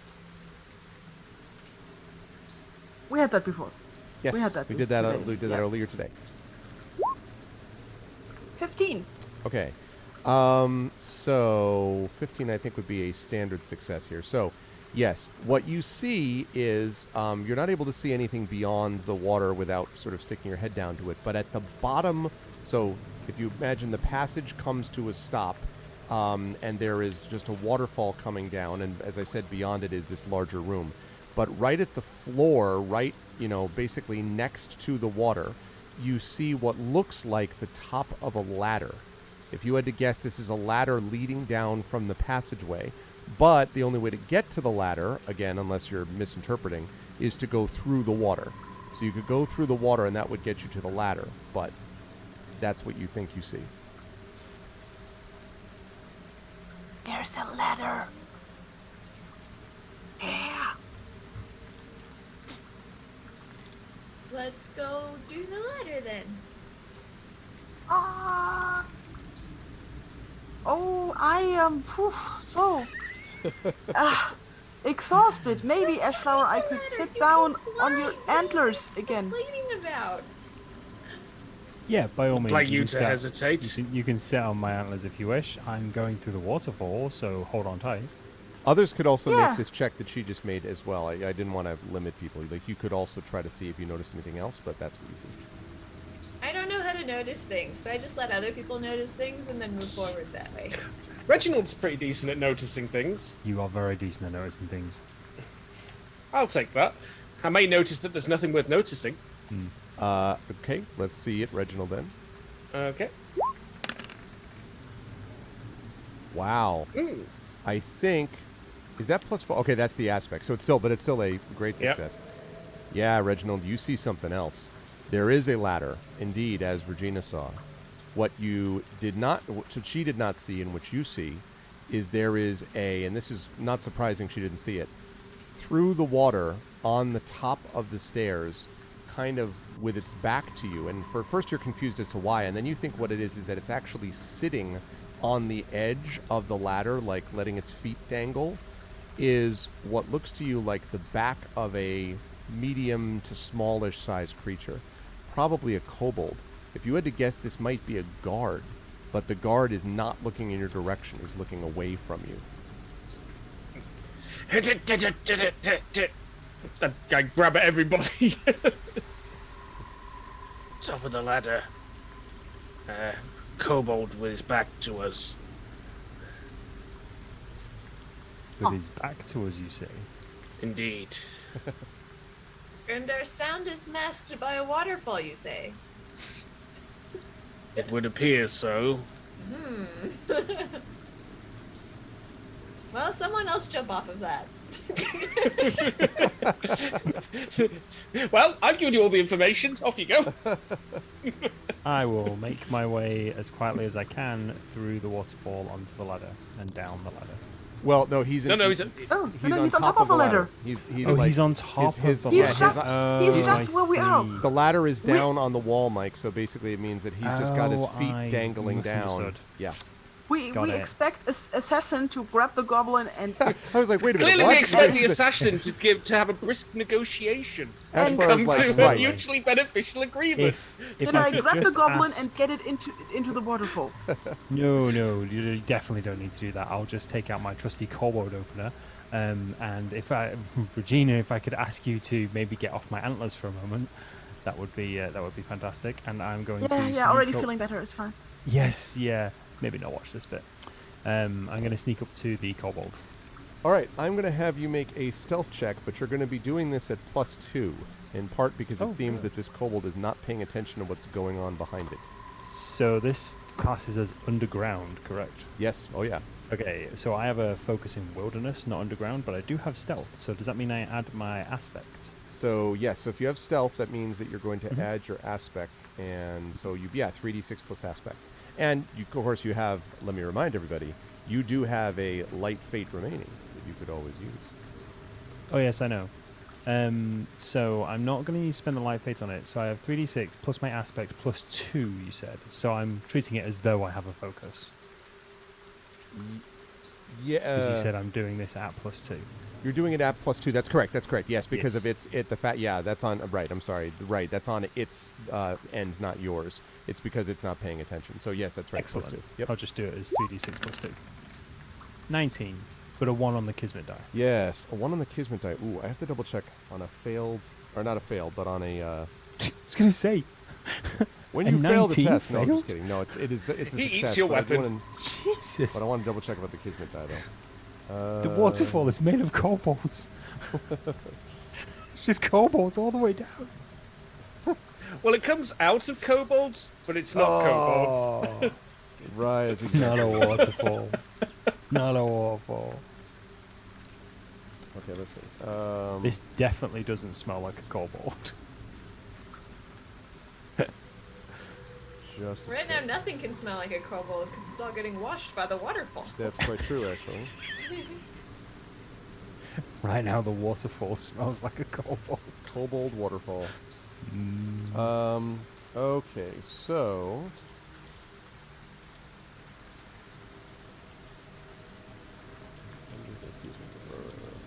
Right, so I think it's just then on the Dark Fate.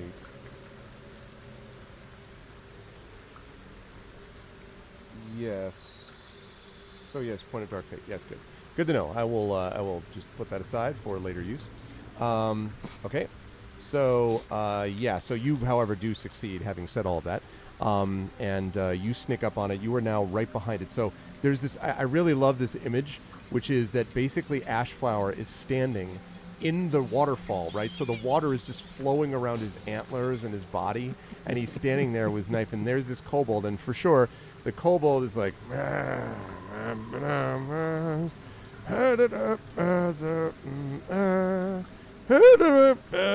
Like paying no attention, like obviously bored out of its mind. And you can see that next to it, it's got a small spear, which is on the ground, like just next to it. And it's like kicking its legs and sort of, and here's this impressive looking lay walker right behind him. Okay, so, do you have a special assassinate ability that we haven't used yet? Not assassinate per se, but I do have a skill called treachery, which allows me to, when I attack with a weapon that deals 1d3 or 1d6 base damage, as my short sword kobold opener does, I can spend 1 light fate to deal 2 additional points of damage per level than when my target is either surprised, immobile, or friendly. Okay, so your target is 100% going to be surprised. I'm asking this because, Ashflower, if this all goes well, then you will, you might be able to take this guy out, and then you're going to have to make another test to make sure of something, which I'll talk about later. But you'll have to, but you might be able to take him out with 1 hit. If you don't take him out with 1 hit, he could, raise the alarm, yell, shout, He scream, could, yes. tumble to his death, like all He that sort of absolutely thing. could. If we'd have So- gone in all guns blazing, then that would have definitely happened. But I think this Right. is probably this is in my wheelhouse. So Okay. hopefully this is going to go well. Okay. So what I'm going to ask you to do then is we're going to count this basically as sort of like a surprise round, would basically be the equivalent of it. So this is going to be an engagement. You are ambushing this enemy for sure.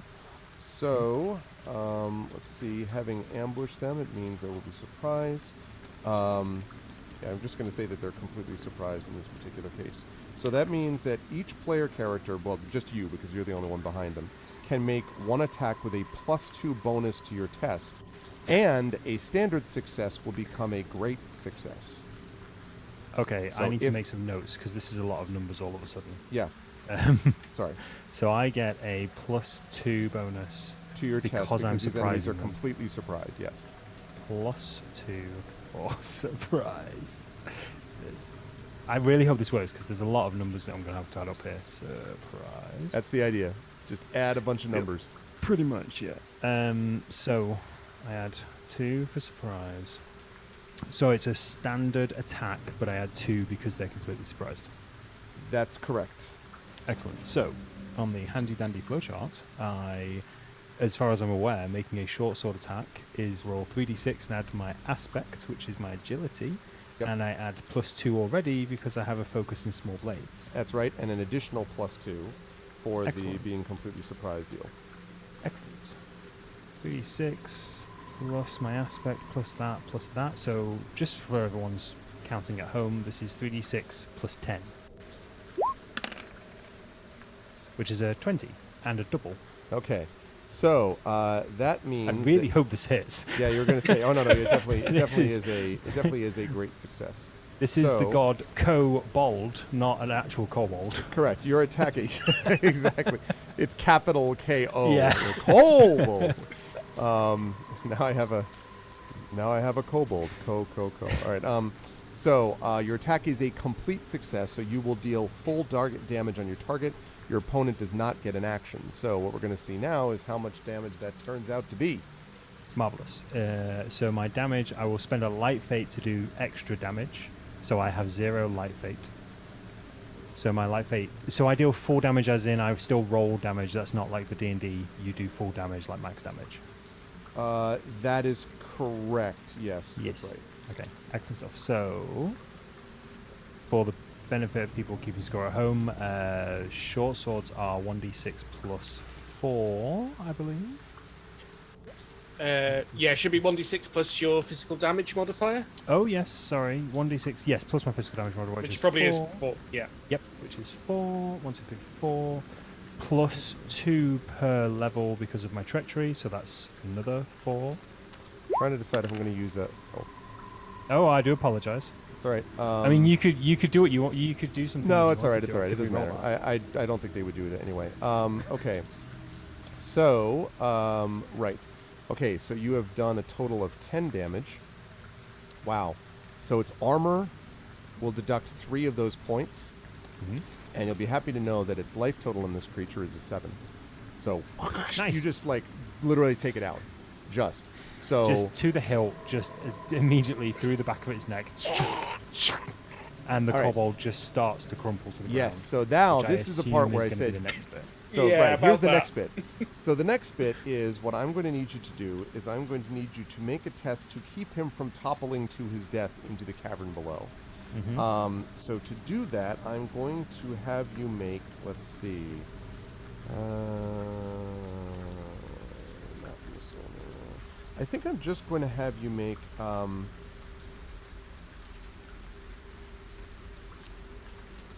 to decide if I want to have you make like a strength check. I have some potentially interesting flavor text to add on to whichever test you give me. Yeah, what I'm trying to decide is whether I'm going to have you do a basically brawn test or whether I'm going to have I've you got do... to turn roll 20 down. That's really making me need the bathroom. Sorry. This is what happens when you're standing in the middle of a waterfall, man. It's I know. full immersion, all right? Full immersion. So questions we're going to have you make in a brawn or agility. I'll say agility because it's almost like you have to grab it before like it starts to go because you're in this water. So I'm going to let you make an agility test to try to catch this thing. Excellent. Now, this is not incredibly hard, but it is, not a gimme. So I'm going to say that this is a 13 is the target number you're looking for. because of my Path of Blood skill, I don't know if this would, like I said, flavor text wise, have any impact on this. But when I reduce an enemy's life to 0, He explodes and does. he explodes into a dust. I'm actually going to negate that. I'm going to veto that myself because I've just read that I need to spend another light fate on that, so I don't want to do that. I think that's didn't know if that was fine. a I'd be happy to have. I you- didn't know if that. Why don't I have the light fate to spend? Oh, okay, right. so Yeah. So there you go. Unless I want to owe you light fate. That would be. This isn't a light If fate somebody band. wants to donate a light fate, we Donate can a do light that, fate, 'cause I like can an transfer inspiration it. for light fate. Yeah. No, okay, because that's I can mine. transfer it from another character. Oh, I that's don't know if it's- true. Yeah, I don't know if it's going to be 2. So basically what I was going to say was a Path of Blood allows me to spend 1 light fate to make another attack on an enemy of equal or lower threat levels. So what I was going to say was, if that was an automatic action, would I just be able to just stick my sword in the kobold to stop him from falling? No, over? because this is not an attack of that sort. It's okay. This is I was You actually can see wondering where if I you were was going to be going. like going to kill it and then immediately draw your bow and like annihilate someone Legolas style from the top of the but no. No, this is not like an that's attack. fine. So that one I That's would say no. absolutely So yeah, so you've got So 2 just an light fate agility from check. Regina and 1 light fate from Uriel, and everyone else at 0. So yeah. Yeah. Anyway, yes. So- So agility, I think, is what we're looking for. Agility. So this is just 3d6 plus agility? Plus agility. Yep. 3d6 plus agility. Ba-bam. That's a 14. Okay. So yeah, you are able to target was 13, so it is a Cool. standard success, which means that you are able to grab him just before he topples off. There is but as you do this, there is like a stone is kicked off the top, and there's, and then hits the ground below, and splashes in the water below. And as you look down below, you can actually now see the cavern kind of laid out before you, Ashflower, as you're holding on to this kobold. Looking down below, you can see that there is a large cavern here. And there is the cold stream rides from the northwest side of the room, you think roughly, which is flowing towards this waterfall, and that's what you're standing in right now. And there is this ladder that goes all the way down until you get to the floor. It looks like the water down below is not super deep, like it's not a super deep pool, but there is some standing water, obviously, where the waterfall is hitting. It looks like the water goes down there and then maybe like runs off, into someplace else in the cavern. On the other side of the room from where you are, there is kind of a drop-off and another ladder, apparently, leading down to something else. You can't quite make out what that is from here, but it looks like another room or something like that, perhaps, that it might be going to. The other thing that you see are a number of kobolds that are clustered towards the opposite side of the room, not that far from the drop-down thing that I just mentioned, the other ladder that goes down. But there's a lot of them, Ashflower. You would guess there are probably 12 of them, maybe 11 or 12, and they are all gathered around, and you can see that there's some cooking fires, it looks like, going on, and they're kind of yammering at each other.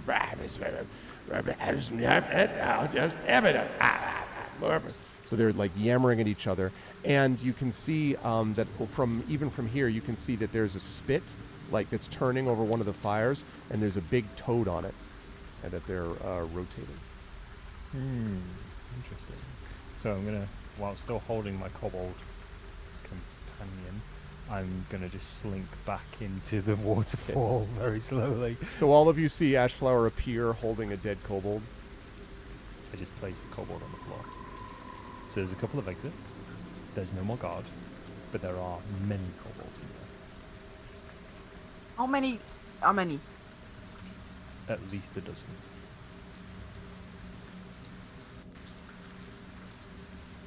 That's 3 each. Roughly 3 each. Well, that's not that much. You can have my 3 then. I think that's Thank content. you. It's Okay, like the that's Princess 6. Bride, where Inigo and Fezzik are figuring out, like, how many of you can you handle? Maybe 8 at my best. He's like, I leave 7 for me. Oh, even at my best, I could not take that many. Like the whole thing is like calculating how many per person. And this is how I became the owner of 9 kobolds. This is nice. Owner of 9 kobolds. So there are lots of kobolds down there. Did you see like Yes. a magic stop toad statue or something? No, the only toad related item I saw was a large dead toad on a spit being rotated and cooked. They all seem quite interesting. What? Yes. They eat it the toad? also stinks in there. I'm not gonna lie. Even being that close to the waterfall. Toad could be it one of them. reeks. True. It's very true. If it's not, maybe eating magical toads makes you immune against toading. Possibly. It's like if you eat a lot of poison, you get immune against poison. But I've buried a quite lot of sure- people who believe that. I'm quite sure that Mr. Large King Toad would not approve of us eating magic toads. Did you see any big, bossy-looking kobold? Not that I saw. I didn't see any wearing like a large headdress or any bigger than the others. They all seem to be relatively normal size for kobolds. But they were not far away, but they were far enough away that they all just seem to be a rabble of kobolds. But there is an entrance down the way, which could lead somewhere else. Maybe that is where their reason is. Aye. Killing the biggest, bossiest one would probably do the trick. That'd scatter the kobolds. That didn't work last time. I don't think that was the biggest, bossiest one. That was just the bossiest one in the room. I think Yeah, it would so- find the obvious Also, big fully kobold. doesn't help. It does with kobolds. I Oh. suspect if we just watch them long enough, we'll see who the boss man is if he's here. We could, yes, absolutely. And then throw a rock in his head. That'd be good. Okay. I mean, if you're angling for a short rest, I'm okay with that. I kind of am, but like, That's you know, actually kind of just not- however it goes. That's actually not a bad idea because I will say to everybody else, if I can see the largest kobold, the leader of this, and I can study them, then I can help us gain an advantage in combat. But I have to prepare quite vigorously for it, which can take a number of hours. So if we're happy to wait here for a while and maybe get some rest, we're aware that there are a decent amount of giant lizards down the other end of this tunnel that kobolds probably aren't going to wade their way through, and there's the waterfall that would potentially cover our resting. Then I look back at the tunnel and then down the waterfall at the ladder and again and go, how did the kobolds ride them out of here? Yeah, where were they going with the lizards? I mean, down the slide into the lake? Into the tomb? We dug in through a blocked wall. Yeah. There was the slidey corridor. possibly into the slidey corridor. Wait, wasn't there a windy corridor that we didn't go? No, there was a windy corridor led us to the lizard room. Mhm. Yes. And Yeah. there was a slip and slide corridor that led to a large. I think it was like a something. Maybe. wet. Maybe, yeah. There was a slippery corridor that had a drop into a lake, That was it. and there was shiny stuff and dead people in there. Yes. So But maybe if you they take that actually, to get out there, how do they get back up? yeah. You must Very have missed the quickly- door. I'm just going to quickly investigate this tunnel to see if there's any signs of lizards clawing their way through it. Okay. Also, we could maybe just maybe we could just take up the ladder, then we're quite safe up here. Pull up the ladder. Depends how big the ladder is. Let's see.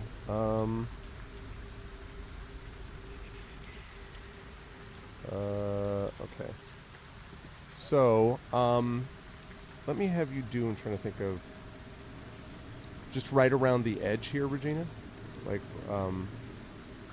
What? No. It was Reginald wanted to go into the tunnel. Oh, I thought you were. No, I thought you were looking for something like. No, that was Ashflower. I was just was me. pointing out something that had occurred to me. Oh, okay. No, that was me. I was looking for evidence to see if this is the tunnel used to transport giant lizards. Oh, I see. So, claw marks, Yeah, you don't slash- see lizard tracks actually here, Ashflower. You could try to do a more extensive search, but you don't see any obvious lizard tracks like dragging or anything like that I'll into try this an area. extensive search. Okay. Yeah, I may as well have a look as well, since I do have some animal specialty. Let me have you make a notice test then. Okay. So notice, so I have the skill, but I don't have a focus in it. So it's 3d6 plus my aspect. What does anybody know the aspect for notice off the top of their head? It would be, well, wits is what I've got it down as, but I think it might be DM's call. I think wits is probably right. Yes. Excellent. Thank you. God. A 1, a 2, and a 3, and also you get another dog fate. On the bright side, I got a light fate, so it balances. Yeah, you kind of balance that out. Outstanding. I noticed there is a waterfall in there. Yes, there's definitely. And that you need the bathroom. You've And you've Ashflower seen definitely water did that. before, and it is falling Yes. here for sure. No All question of about my it. notice was on the kobold. That's it. As I'm for just you, like, though, God damn, I you're did a just good like, this job was on that." great. Amazing that I just did that.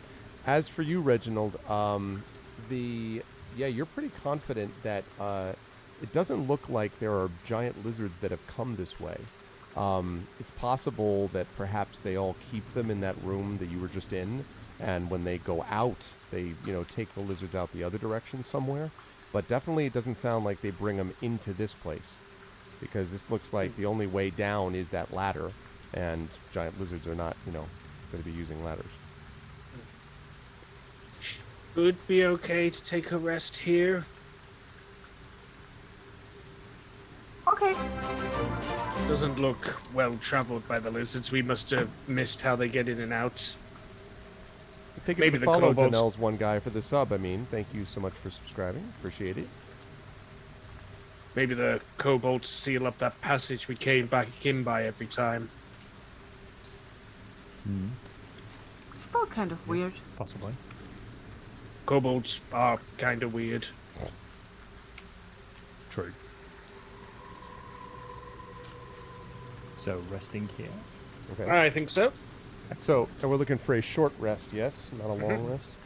So, I mean, a long rest would be nice, but in Yeah, practical, if you- I think 8 hours of uninterrupted rest, and it seems, zero chance of lizards or kobolds wandering into this spot. Yeah. Absolutely. No one wondered where Barry the kobold went to. Exactly. His So- little children at home waiting for the present that he promised them.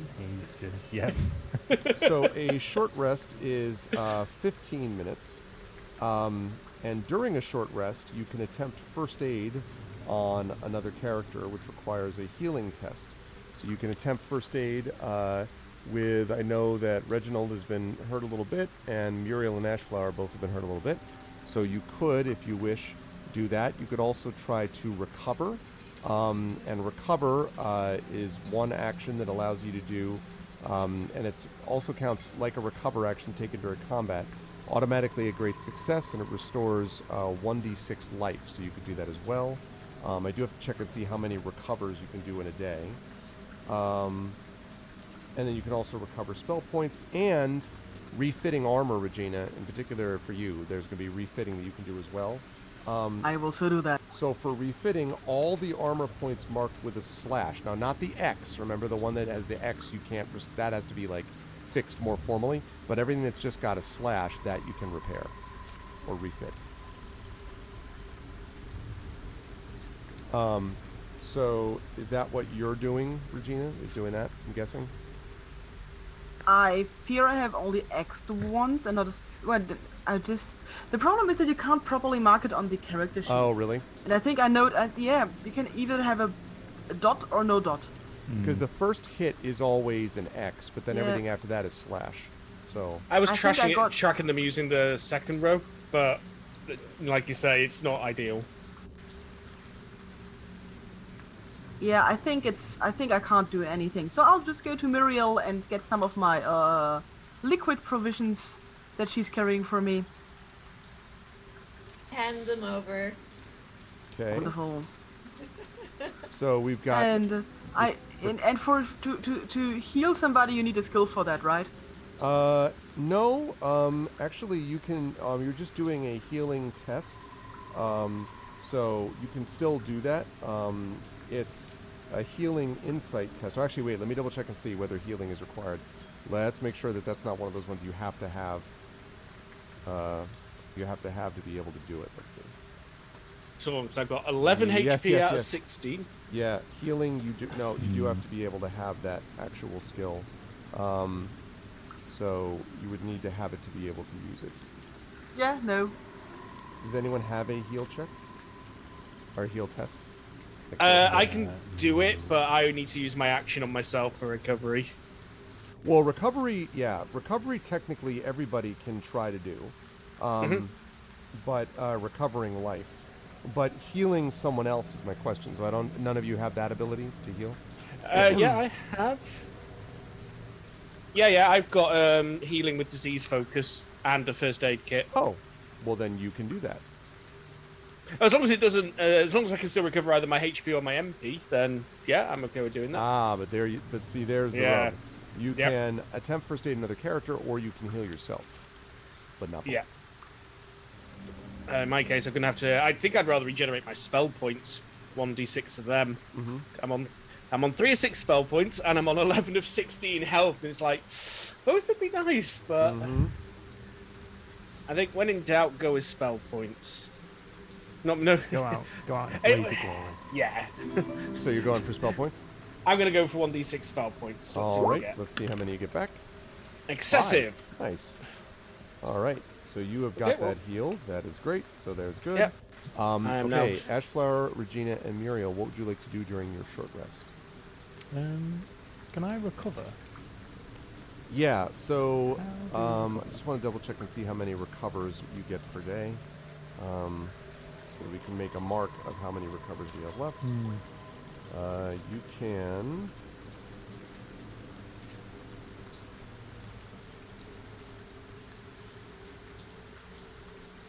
Okay, you can take a number of recover actions each day equal to your resolve. Equal to my resolve. So 2. Okay, so you can take 2 recovers. This resets when you take a full rest. I get 5. Let me just double check real quick. I don't think my spells, my soul runes, regenerate on a short rest. I think that's a long rest. But I will recover. How do I recover? Is it 1d? That means it's automatically a great success, so you just roll 1d6, and that's how much life you get back. And then you have 1 recover left for the day. Yes. So I'll leave that. I'll use 1 recover and gain 4 hit points back. All right. And back up to 18. Muriel and Regina, what would you like to do? Because Regina, I know you said you went over to Muriel, but I don't know if we actually ever took an official action mechanically in the game. I actually don't really have anything to do, so I'll just eat a sandwich, drink some beer, polish my stuff. Okay. Be generally annoying, just the regular thing. So normally it is irregular. So normally, yeah, you would be refitting armor if we knew exactly it was like the single slash, right, as opposed to the. Yeah. I got hit twice, and I think so. Those both called X's. Yeah, once so each I don't time, think there's right? any. Once yeah, each so time, I right? can't really do anything. Yeah. I can't refit armor. I could maybe just fake it, take it off, jump on it a bit, take it on again, but without any success. Yeah. He's like, this will work. Yeah, like tightening things with no members. Okay, that sounds fine. What about you, Muriel? Spell points. I was gonna say, yeah. Yeah. All right. Yes, 1d6. We would like Muriel to have more spell points. Wow, look at all you. Yes. 6 spell points. All right, everyone is spell pointed up. Must be all the inspiration of the waterfall. It's a very nice waterfall. Yeah, it's very beautiful. It's wonderful. Okay. And there's a secret behind it. Exactly. All right. So, when 15 minutes have passed, and you've done these various things, you are now on the other side of that short rest. No one came to bother you, although you did, from some distance behind you, occasionally heard the sound of a faint,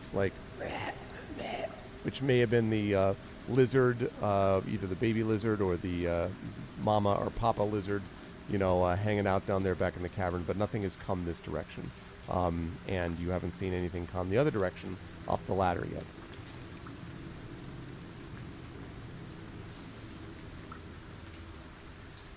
Everybody feeling better now? I feel reasonably refreshed. Feel a bit recharged. Okay.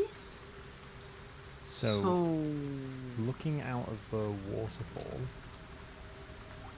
there's the exit that's near all of the kobolds. What other exits? Because I didn't make a quick note of what other entrances and exits were in this. There's one out of here, which was the there is that little drop off, right? So you're looking down at the cavern.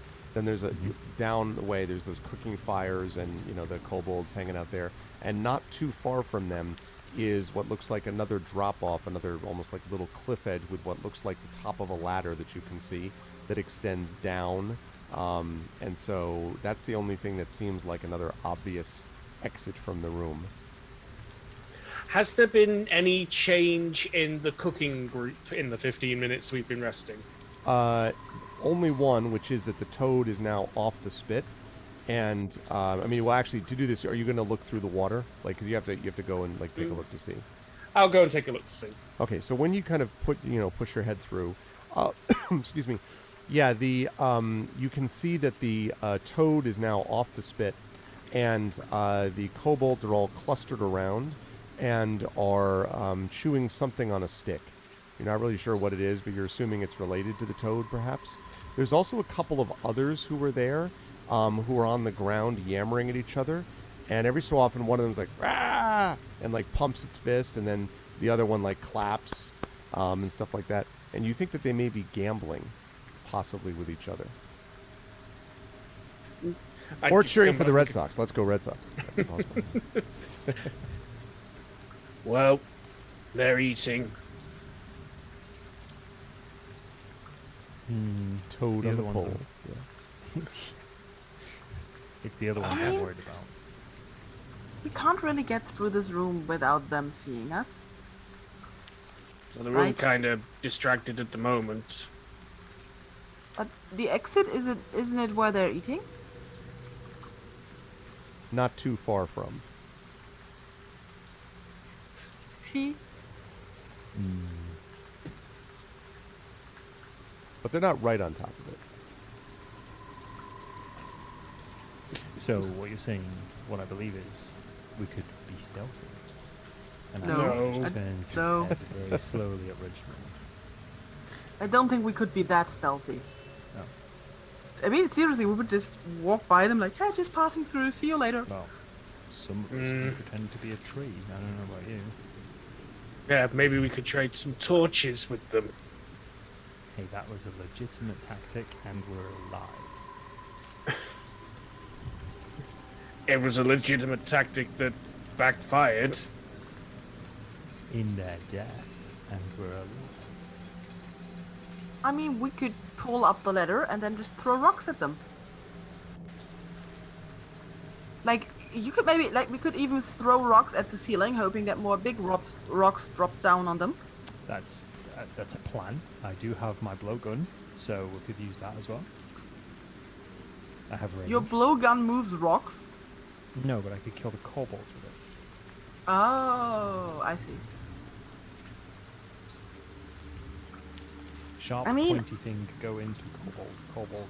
The thing is, I feel like if we're now alerting a large group of kobolds to us being here, I feel like it might make things more difficult than they need to be. But on the other hand, I don't know where else to go. This feels like it's the only way at this point. I don't feel like slaughtering a large group of kobolds now. I've just eaten and everything. Well, that's okay. So have they. Hey, Mike, you're a little quiet, just so you know. Oh, I do apologize. Could you come up a bit? There you go. How's that? You So talking more? we need Any to better? find out. Hello. It's possibly a little better, yeah, thanks. Yeah, fantastic. So we need to stop the kobolds from stealing the diamonds The and killing diamonds, toads, yes. right? Yes. Yes. I mean, they are very effectively stopped if they're all dead. But it seems a bit tedious because we don't know, like, how many are there. But you would... I'm confused. You wanted to murder all of the lizards? No. Well, kind of. No, I would have no, you preferred to did. ride them. No, I but- wanted to but- ride them. The And I focus was believe on your riding. I believe your exact words were, "If I can't ride the lizard, they may as well be dead." That's Yeah. how I remember it. Yes. Yeah. So, I didn't. I That's don't very think you true, can isn't ride it? the kobolds. Y- So I think, they may like- as well be dead? What? No, I think there is a difference between kobolds and lizards. You're a very Even I can see that, I mean, sorry. intriguing- You're a very intriguing, violent being, Regina. I'm very curious as to your nature and also your motivations sometimes. Given this situation, would you kill the kobolds? At first you said I smell nicely. Now you're saying these things. They will stab us in the back if we give them half a chance. Who? The kobolds. Oh, yeah. Ashlar was just like, I won't. I promise. Oh, yes, of course, the kobolds definitely will. So, kobold murder? Or shall we try to talk to them? We'll we could find still a way pull up the letter round. first. We could still try pull up the letter first. We'd still need to go down there. This is true. And if we yell that we're up here before we go down there, I didn't see another way down. Not sure I'd be able to charm the lizards a second time. So, but it's like two tiers down, right? Tiers, steps. You got tears, you're right. So we could go down to the pool Mm. and then shout from there. They think they've got a yes. guard up here. They're probably not giving it a second thought.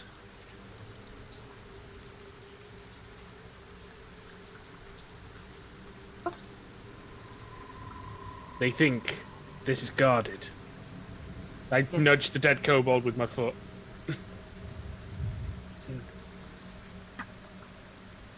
I look at the dead kobold like I'm remembering something. I searched that kobold. Oh. Yes, I suppose that would have some value.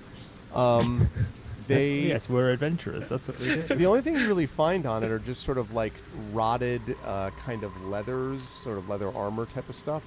And that's pretty much it. The only other thing was that spear, which was by the ladder downwards. Oh, and I think Pyron is frozen. Or has the With most a amazing smile. That's the maintained. most amazing. Yes, An amazing freeze frame moment. it really is. Hang on, I've got to screen cap that. Yeah. Quick before she please gets do. back. Please do, please do, please do, please do. Down Got it. sniffing. I got it. Perfect. Hey, life gives you lemon. Take a funny picture. Yep.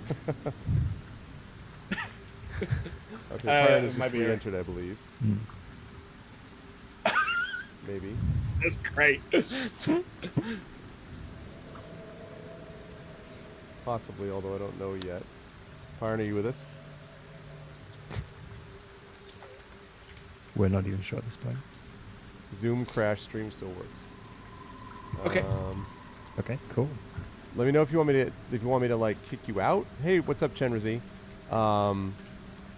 If you want me to kick you out and oh, there we go. I can hear you. Okay. There we go. All right, you're back. I can hear you. I could also still hear the stream. Just saying. So, Nice. so all the like you noticed a certain movement from Darksaber to take a picture. At Yeah. that moment. That was That's important. great though. I think it's a really good picture. It is. It's very yeah. It is filled with vim and vigor. I should say that Chenrazi, by the way, is someone who has been commenting quite a bit on videos on my YouTube channel, including many videos of all of you folks talking about how great everybody is in the chemistry Aw. with Ghosts of Saltmarsh, for example, and stuff like that. So I did want to acknowledge Chenrazi and welcome. Aw, thank you. Hi, Chenrazi.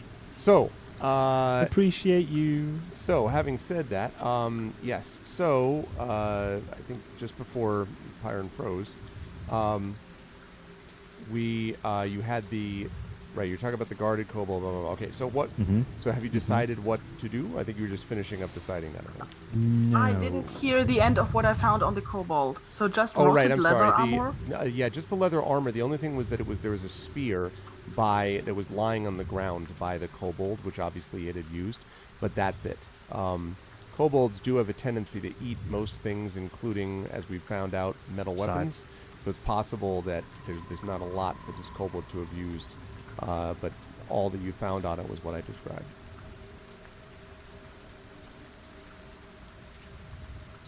Lousy guard, you know. Yeah. It's still a bit weird that they leave all the shinies with the lizards and don't eat them. Like there was even armor lying in the lizard pit, and the kobolds didn't eat it. That could have been previous. Never mind. Actually, it doesn't matter. But it's weird. Like if Yeah. they eat. No, it's totally weird. Okay. Are weird. Yep. Which is my Absolutely. explanation for everything involving kobolds acting Kobolds are weirdly. weird. So I don't see any route around these kobolds. I don't know. This waterfall, is there like a pool that leads closer to these kobolds that we could maybe swim in? Like, I don't know how big this pool is. What? The water that's in this room. Swim? Yes, it's okay. You don't need to. It's shallowish. Okay. Yeah. It's I mean, you don't know how deep. A few feet maybe. But yeah. It feels like this is an unavoidable encounter. Yeah, maybe we should just go down to the next tier and shout at the kobolds to like, we come to avenge the toads. Leave this mountain or something. We could ask to see their leader and see if that helps. Maybe their leader would make themselves known or come out from wherever they are. If they think we've got shinies, You think Wait, we should get? do we they have ain't shinies? mine. You probably have. I tap my stick on the ground mournfully. I'm not giving my shinies to the kobold. I sheath my kobold opener. I would be willing to share some alcohol with them. That sounds like an excellent plan. I got nothing unless they're really into incense. No harm in asking. Okay, so Okay, we go down so one we go tier down. and shout at the kobolds. I'm with. Well, I'm we'll with go Virginia. down one No? tier. Yeah. What? Yeah, we'll go down. We'll go down one Go tier. down and then see one what tier, Okay. Okay. and then evaluate. And I know that obviously Regina can fly down. Are the rest of you have an order, like how you're climbing down? I will go first. I might go second, since I seem to be spotting things other people aren't at the moment quite well. I'm going last because I'm a bookworm. I was going to say I would feel better if Muriel went last. Okay. So Muriel's going last. Regina's flying down on her own.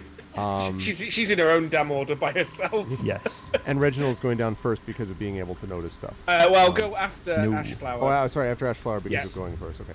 Because of being able to notice stuff. Okay.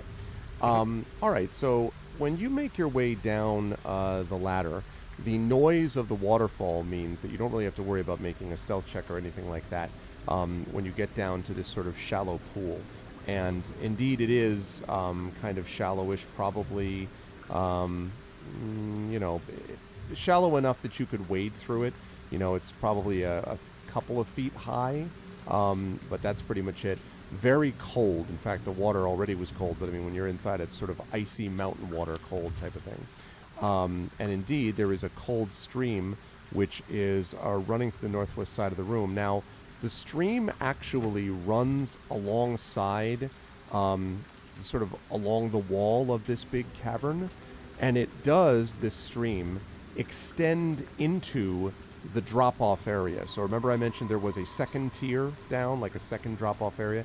The stream appears to go down there, at least it disappears down in that area, although you can't tell whether or not it disappears then into a wall or something, like once it gets down there. But it flows from the waterfall where you all are, flows from the waterfall, and it goes down and around the edge of the cavern, and then disappears down in that second tier, for what that's worth. Otherwise, from where you are, you can see the kobolds kind of, yucking it up, eating food, yammering at each other, and a few of them gambling. Another one seems to have joined them now, and they all seem to be gambling and like rolling something on the ground, and then every so often like pumping their fists or, slamming their hands on the ground in frustration.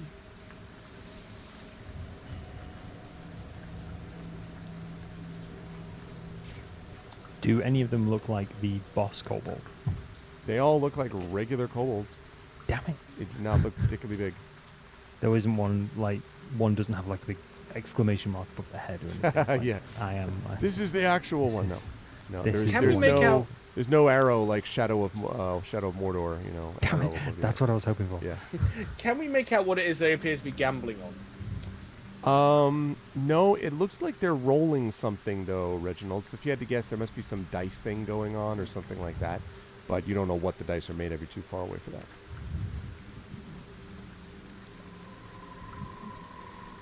Does anybody have anything that explodes? Anybody? Oh God, shatter. I mean, that makes things explode. I didn't know if anybody had any oil lamps or anything like that to cause like a panic or a distraction. I have Curse of Flame.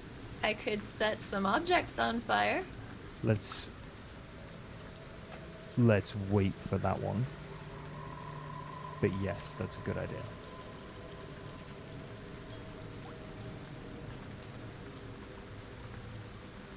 I really haven't got anything.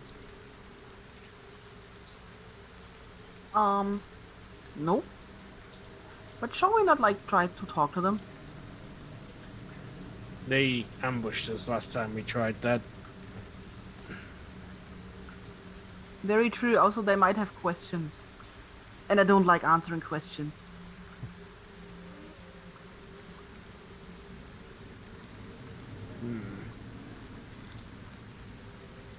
I look around for a big rock. Because I know what's coming. Haven't we still got to cross the waterfall first? What? No, but we came through the waterfall down the ladder, didn't we? Yeah, the waterfall's right behind you. So, because you're Yeah. standing in the pool at the bottom of the waterfall. Yeah. Right, Well- we're in the pool. Okay. And I want a rock. Okay.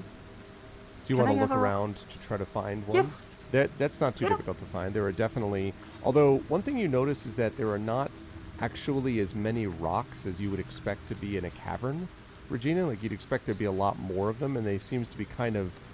There's one or two that you can find, but they're not as many as you would have expected. There just should be more naturally occurring rocks available, and they're not. I will look around if the goblins are stockpiling rocks somewhere, maybe in, I don't know, in piles and nets or in...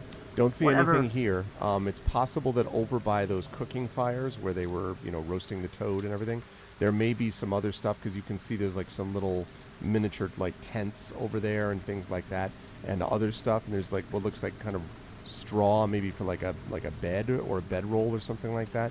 So it's possible that there are piles of something over there, but you don't see anything obvious in terms of piles of rocks. I look around to my companions. We must be careful.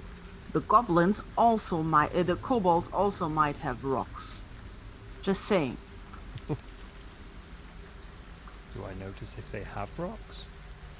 Same thing. You don't really notice any obvious piles of rocks. They might throw them or something. I have even heard of people having machines to throw rocks, so don't underestimate the rocks.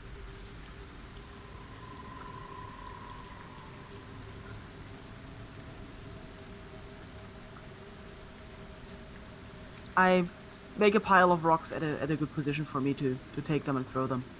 Okay. So you gather together a few rocks. Not easy to find too big a pile, though, Regina. You get maybe like 5 or 6 of them, and that's it. Not a lot of rocks around here. I mean, without going over to where the kobolds are. And you could ask them nicely for their rocks, but that would be kind of defeating the point. So, yeah, probably like 4 or 5 rocks is all you're able to find. Well, my rocks now. Okay. How far away from the kobolds are we? Probably at this point, you were a good maybe 100, 110 feet.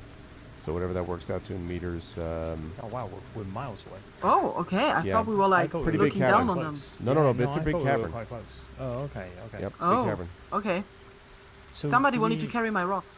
So, what's the space between them and the kind of what I'm considering the exit at this point?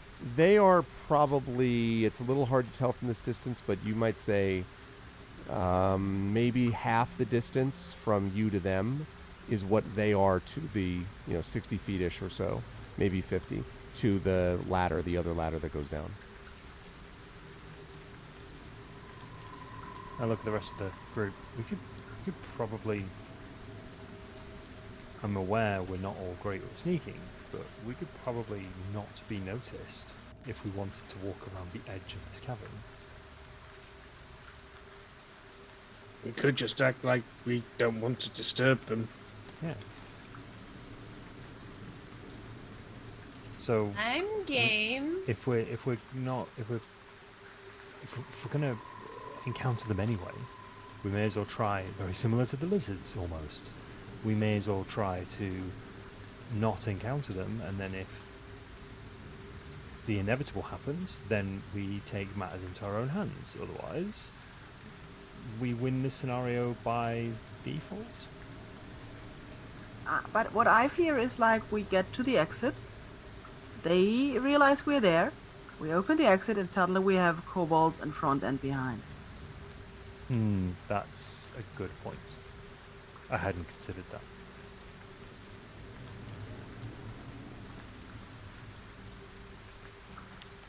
But if we start a fight up here, we may find more kobolds coming up from down there. What? We could Then- just take the ladder away. But then surely we can control how many kobolds are not control how many kobolds we can see, but we know how many kobolds there are at any one time, rather than it being a surprise and us being attacked on 2 fronts. The ladder way, there was another ladder down, is that right? That's right. Down, it leads down out of your sight. You're not sure what it drops into, but it's another drop-down area.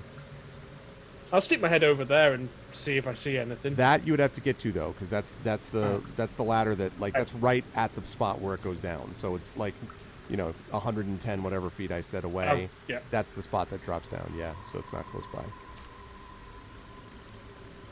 And how near is it to the kobolds again?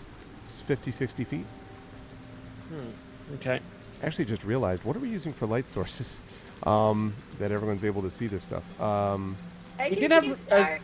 we had a thing at some point that was a torch. Right, and I was wondering about whether there is, because there is some, I guess there's enough. There's some flickering light, especially with the cooking fires, but this is rather, somewhat dim. What I've described so far, you're able to see, even right down to they're rolling something and kind of, because you can get that from context, but definitely not a lot of great vision in this cavern, so.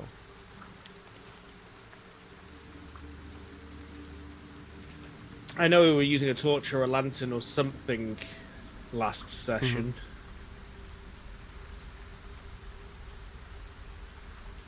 So... Is there anything above the kobolds?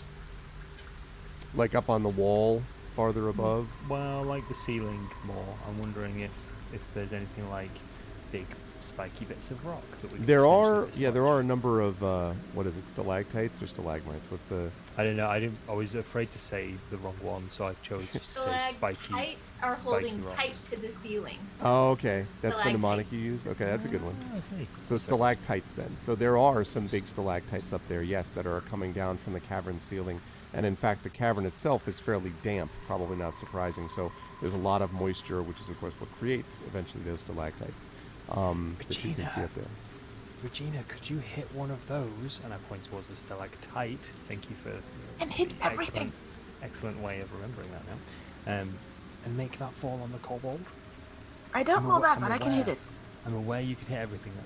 You're very good at it, and it's one of your key attributes that we love about you. Is it possible, do you think, to make one of those fall on one of them? One of the smaller ones maybe, but I'm not Yeah? sure. I've not hit Sure. one of those before. Do you want to give it a go? Like right now? Yeah, sure. Well- Why not? Let's hit it. Well, do you want to do it then? Ooh, sassy. What? It's like, well, do you want to, it's like, can you do this? Yes. Well, can you do it? Okay, I think we were going along the lines of about me talking about my beaver again or something. No. Oh, no. Definitely not. Or when you ask the Moving dwarf if he was swiftly looking on. for a good time. He wasn't here for a long time. He was only here for a good time. I think that calls for a classic little Witcher 3 quest sound. Sorry, I just had to throw that in there. Yeah, I can hit it, the one of the rocky long things and see if it falls down. But I Yes, cannot promise think it will it's- fall down. Well, I mean, if it doesn't fall down, then it's probably just going to sound like a rock kind of tumbling, and I don't think they're going to see you because, well, you don't glow or anything. I haven't noticed, but No, I you don't know, glow. You That's are not a thing I quite- do. You are quite small, so if they're looking up and the ceiling is quite high, they may not be able to see you if you aren't able to drop a big rock on their face. However, if you are, you're able to smush a kobold. Or several. I would just throw a big rock at the rock. So, in worst case scenario, they will find a rock falling down. Excellent. I'm pretty sure that has happened before in their lives. I like that idea. So you're going to fly up and try to use a large rock, as I understand this, to knock Yes. off one of the stalactites to fall? Is that the idea? Yes. Okay. All right. Let me know when you're ready to attempt this procedure. Can I choose a stalactite, or like, are there enough so I can? You could try to choose choose one? one. Yeah. Well, here's the question. There are some that are pretty thin, like they're not attached by a whole lot to the ceiling, which you might be able to knock off more easily, but they wouldn't do a whole lot. There is a monster one actually that's right above the camp, but it is very thick at the base. So it's not, like throwing a rock at it is definitely not going. I mean, unless there's some, bizarre cartoon moment where you hit it and it hits something else and there's a crack and then another crack and then it falls. But like, assuming that's not the case, a rock is not going to knock this thing down. But that just all depends on how well Regina rolls, right? Like, so if she critically hits it. Yeah, like an extraordinary success. You know what? So- All right, it's time for our to look up the toughest test. Let's see. This is dangerous, chat. Never do this, because then all of a sudden they're going to make it. I'll be like, they never will make that one. It's fine, just as long as you don't critically fail this death saving throw. It's absolutely fine. Right? Oh my god. It just don't roll a one. Just don't. Yeah, just don't roll a one. Just absolutely don't roll a All one. you have to do. You have 19 other options. You know, I It was told that it joke was a once 5 with someone. in 100 chance. I told that joke A once 5 with in someone, and they're 100. like, Oh man. and they were like, well, Arv, you makes can't. it You. worse. I told that joke once, and they were like, Arv, you can't really like decide what die you're gonna roll. I'm like, yes, I know. It's the joke. Oh, it's like when I was playing Baldur's Gate 3, and I had a roll at advantage with loads. I had like guidance bonuses and a friend's bonus and all this extra stuff. Double crit, fail. Yep. See, you just can't. You can't. for sure. Two ones at advantage. Oh, that got me swearing. I'm totally. All right, I'm gonna put this at a test difficulty of daunting, Regina. So that means that we're gonna set the Yes. number at 23. 23. Let me see. So that would be me throwing things, right? Yeah, if this image of With my Regina on the focus ground, on like rocks. looking at her pile of rocks. I'm like, all right, Yes, that would So be the you, maximum I can have on the 3 dice is an 18. Then it would go plus my agility, which is a 4, which would be put me up to 22. And then because I have a focus plus 2, it would put me to 24. So I would need to roll 2 6s and a 5 for this to work. Light Yes. fate. Do you have any light fate at the moment? Yeah, I do have 2 light You do? fate. Yeah, excellent stuff. But that seems a bit... I think that's... I mean, 2 6s and a 5 it's for the 23. Do this I need to could be the pass the 23 or greatest- 23 enough? 23 is enough. Just think, Regina, this could be the greatest rock throw of your entire life. Or the Gets worst. another rock. It's just... But then that rock falls and kills many kobolds.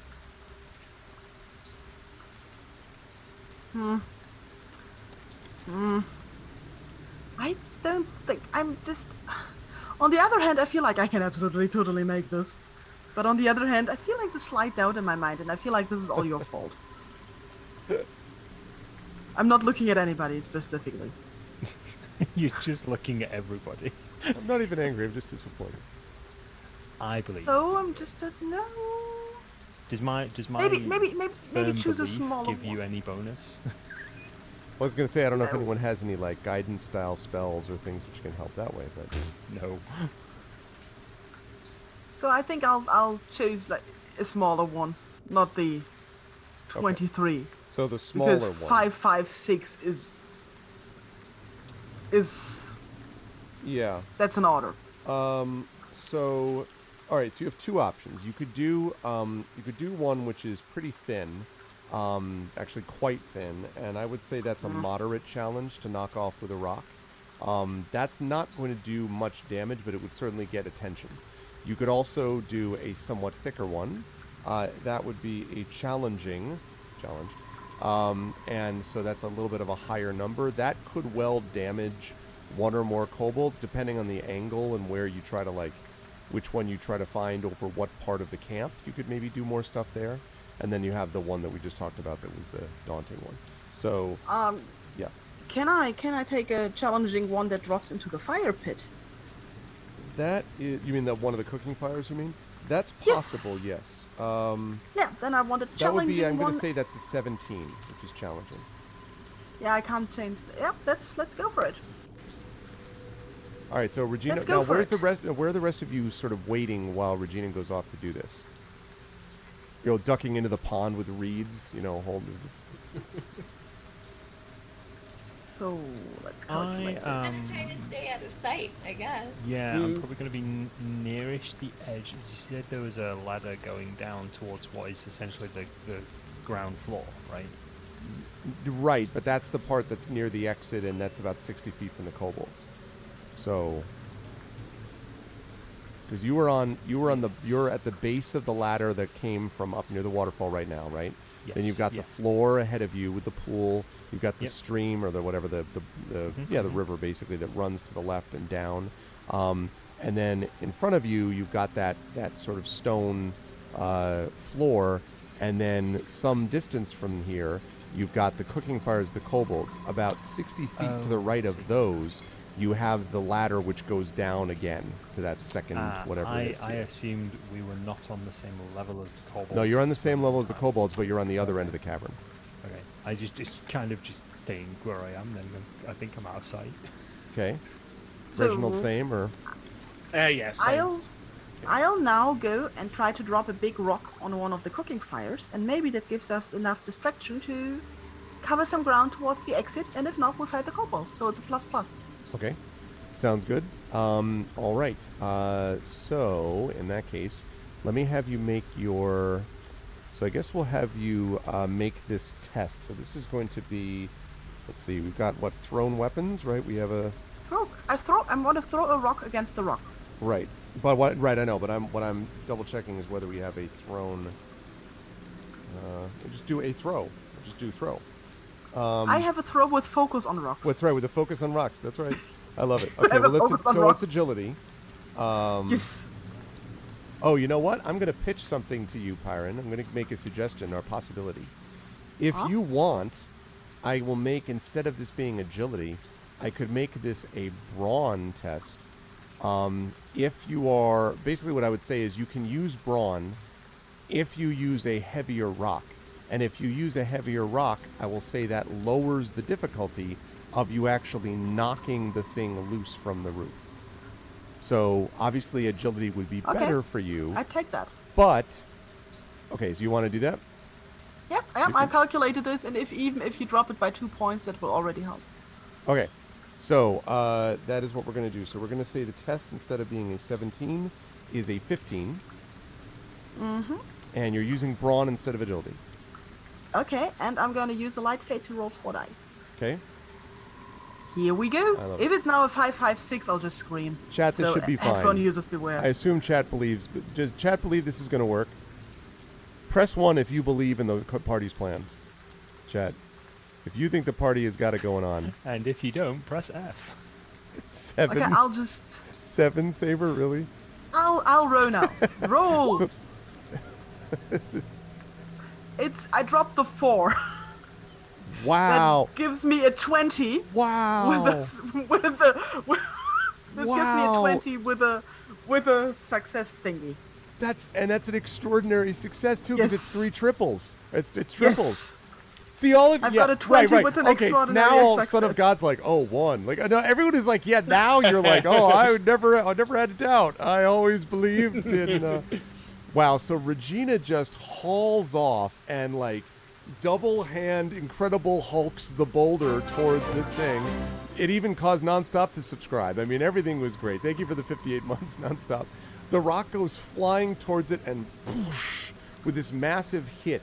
And so, and it is so successful, Regina, that as you're sitting there kind of admiring your handiwork, you see that one of the things is dislodging and then plummets towards the ground and slams right into the cooking fire. Sparks go everywhere. The kobolds, and everyone is like, just chaos, right? And as you're sitting there like, yes, this is exactly what I want, and then you hear, and you look back up and you realize you've succeeded so well that multiple stalactites now are starting to crumble. And you notice that there's a number of them that are looking like they're getting ready to fall, not just on the kobolds, but elsewhere in the roof where this connects. And Reginald, Ashflower, Muriel, you all hear this sound of cracking, and as you look overhead, you see pebbles and stones are starting to rain down. Oh, I We forgot. might want to decide where we're going. I forgot how good she was at that. Another one plummets to the ground, hits a tent. Kobolds now are everywhere, alarm bells, like everyone's flying around, yelling, screaming. Maybe this is a good time to make our entrance. Maybe we appear right now yelling at them. If they think we did this... A stalactite lands and falls and barely misses you, Reginald, as the roof is now generally beginning to crack and crumble with these stalactites. Go on, everyone, Yeah. let's go. Let's go. I'm going to follow Ashflower because I I'm still follow not clear which Ashflower. direction we're going. Okay, Ashflower, where are you going? Basically towards the exit.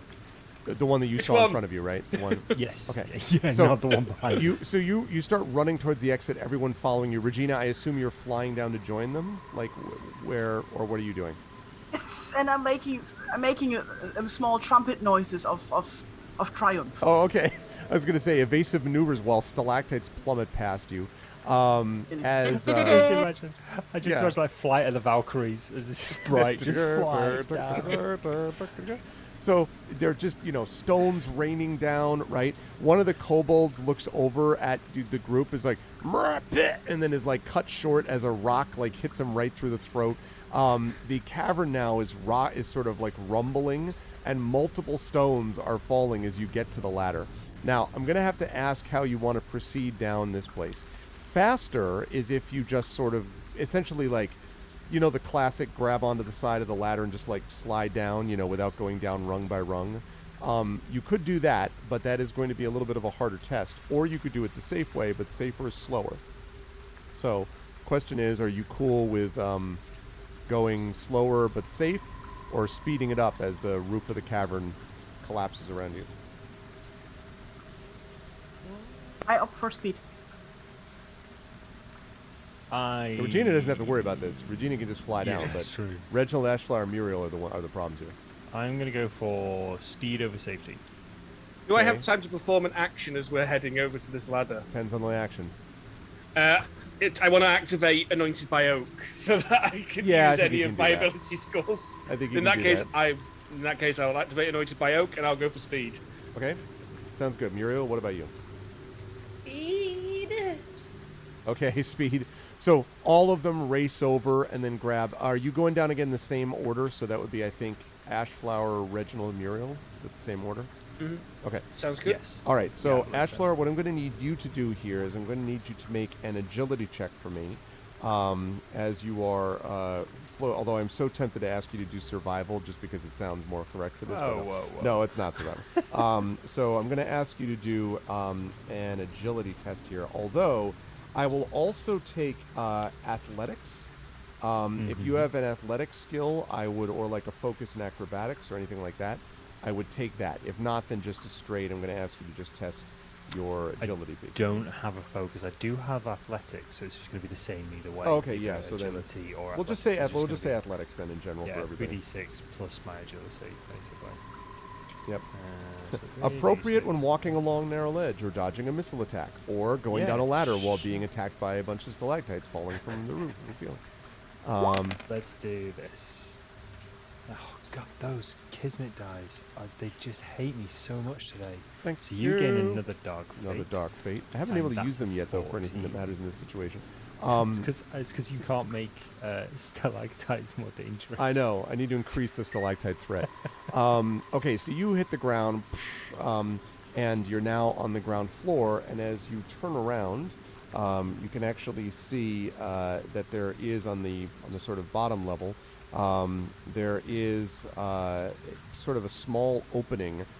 Basically, you're in a small kind of open area that is at the second tier. So you've dropped down the second tier, and on the other side of this small area, maybe 10 foot by 10 foot, is a door and a passage, an open door and a passageway leading into a room where you can see there's a crackling fire down the passageway in the room that you can see. I'll just let you ponder that for a moment.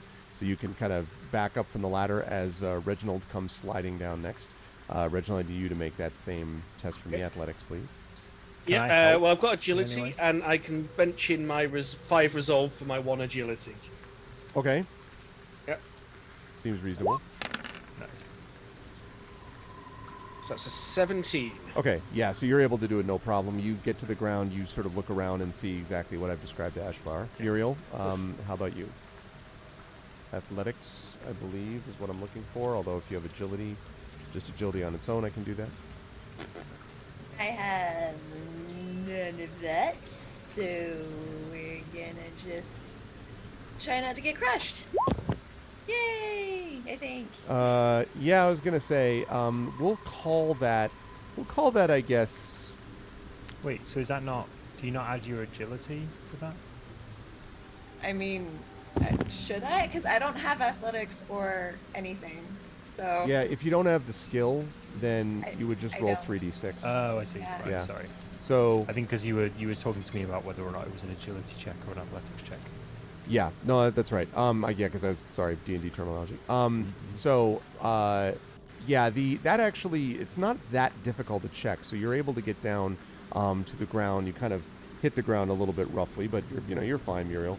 And you turn around to see exactly what I've described as the, now you just sort of, there's a rumble, the rumbling is increased. More and more of these stalactites have fallen.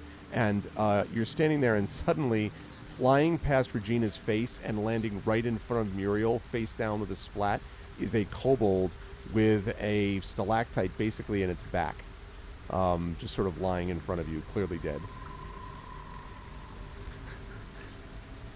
Excellent. I just look at Regina. Perfect. 10 out of 10. Your idea. I don't think Perfect. we should Absolutely wait. perfect. I don't think we should. I run straight for the door. Yeah, we're running for the door. I run straight for the door. All right, so you're like zipping back and forth. Ah, okay. much. Running along the way, and that gets you into the passageway.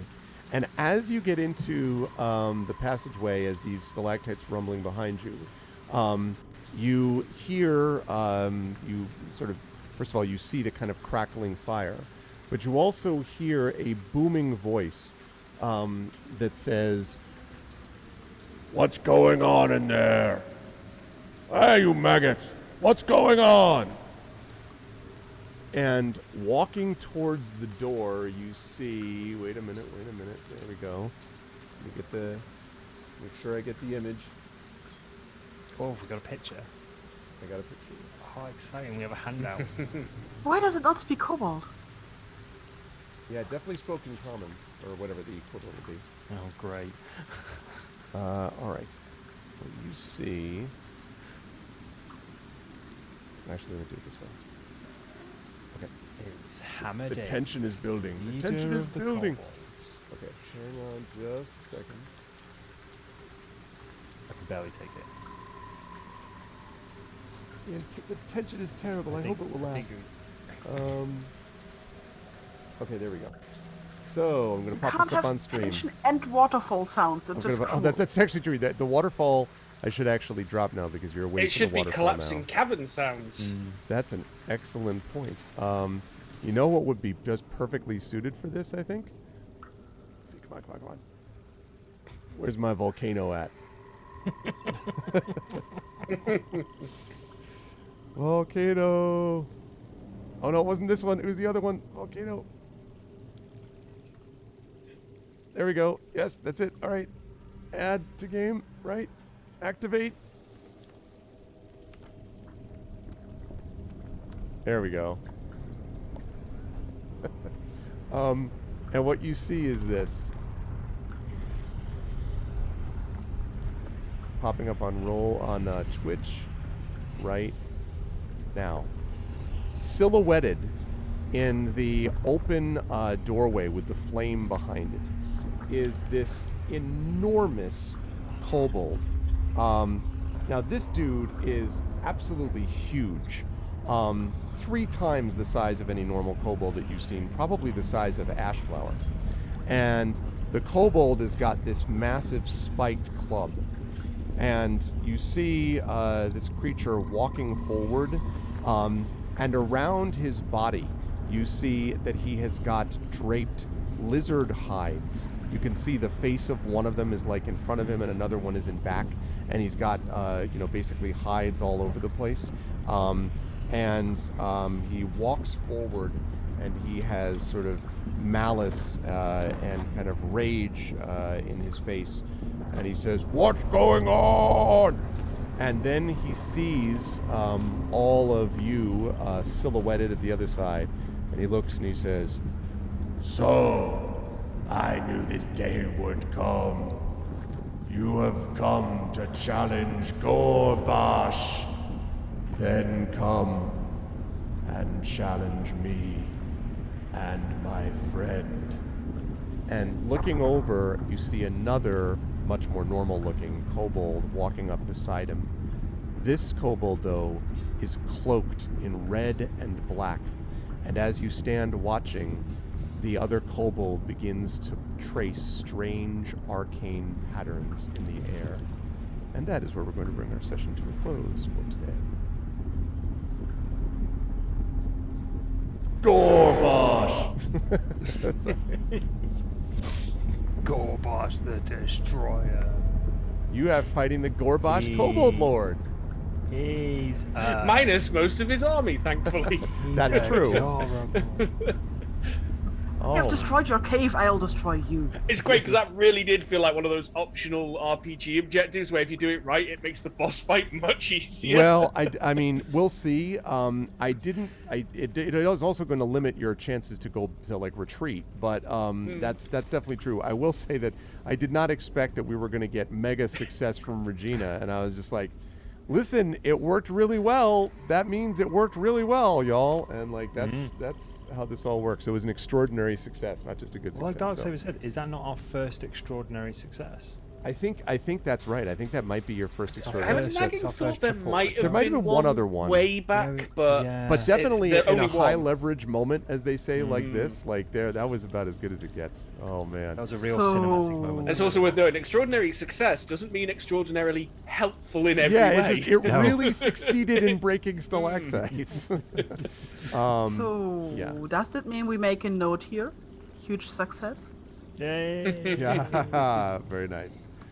It's hard to overstate I the see what you satisfaction. Indeed. Yes, no, absolutely. I mean, listen, there's no, it's all good. Yeah, I am very excited to see what happens next time because obviously you have found the Kobold Lord. I mean, what that's going to mean, we don't know. But I should say, incidentally, that I have been in touch with Pegasus Spiele, and so I have the next component of the campaign established and set up. So I know what we're doing a little bit, somewhat. Yeah, we'll see. It all begins here, and then a dreamscape opens, and the party wanders through. No, we'll see what happens. But it's going to be interesting to see how they deal with the big guy, and then his. What is this arcane person's friend? You know, what is all that about? So we will see. It's going to be fun to see. I had a good time today. I really enjoyed watching the party. I noticed Chenrazi was talking about this. One of my favorite things to do is to listen to a party plan. I absolutely adore it. Like, I love listening to the gears turn and then being like, well, maybe this, well, we could do that, we could do the other. It's like one of my favorite things to do. And I really was enjoying listening because they had to do this on multiple occasions. Plus, you had these great visuals. Ashflower standing in the waterfall with, like, in the water and then just, like, I am become death with his, into the side of the kobold. All of them going across with the lizard, like, staring at Reginald, like, all of the lizards, like, glaring at him. And he's like talking lizard to them. Man, it was a lot of fun watching these great moments. So I will start as per usual in the bottom of the column and I'll work back up. Chai, it was enjoyable to me too to watch because Muriel did not have a lot of like direct stuff, although you're going to have a lot of stuff to do now coming up, but they did not have a lot of direct stuff leading into this. But Muriel was kind of like, well, a lot of it was like, I can't do those things that you're asking. Like, I can do this. And so it was often like Regina being like, let's do this, or Ashflower being like, let's do this, and Reginald and Muriel being like, we can't do that. Like, we can't stealth. That doesn't, what are you talking about? Which was very funny to me, watching some gentle disagreement with what was being suggested. It was good times. As I say, Muriel is going to get some serious workout, I have a feeling, in our next session. How did you feel about today, Chai? Where will the lovely folks find you next? Oh, as always, I loved it, even though I, couldn't do a whole lot. But that's okay. That's okay, because we got some good quips in, and that's really what it's all about, is party cohesion, right?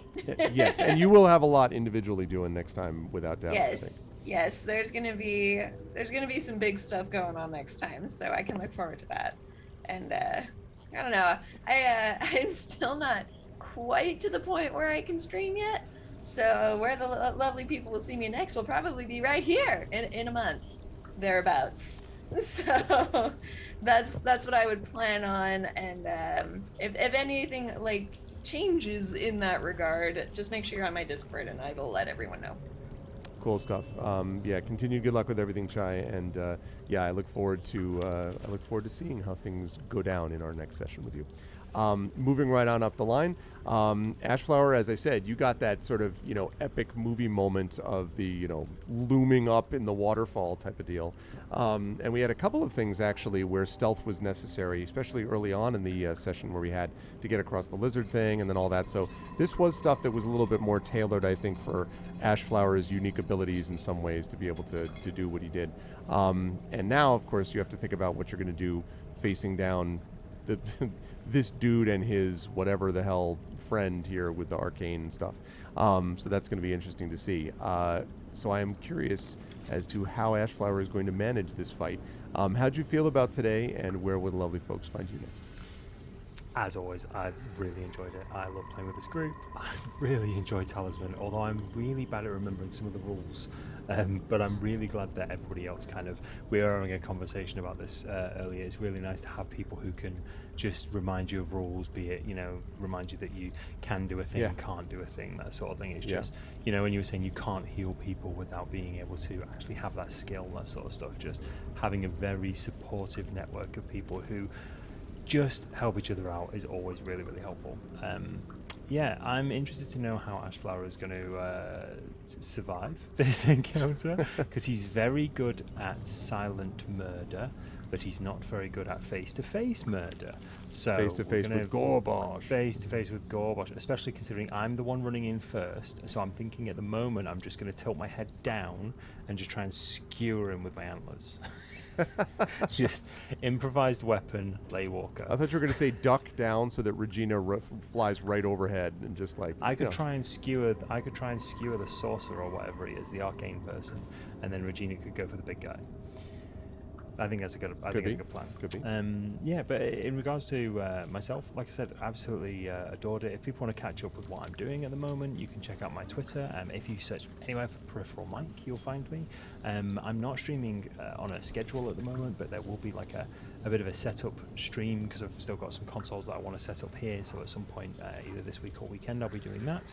For Halloween, I can announce that at some point over Halloween, I will be streaming Resident Evil 7 on PSVR. Ooh. I don't know why I'm doing this. I was going to say, what? I know. I don't know why I do this to myself, but I am Wow. doing it. I'm not sure if that's going to be just a regular stream or a charity stream. I'm not 100% certain yet. Or a Also final on, stream? Or a final stream, or there's going to be a defibrillator on hand, just- and a nurse, and there's gonna Heartbeat be- monitor. Yeah. Oh no. Oh, man. Oh no. Oh no. To be honest, I've got a Fitbit. So what I'll do is I'll share the heart rate information.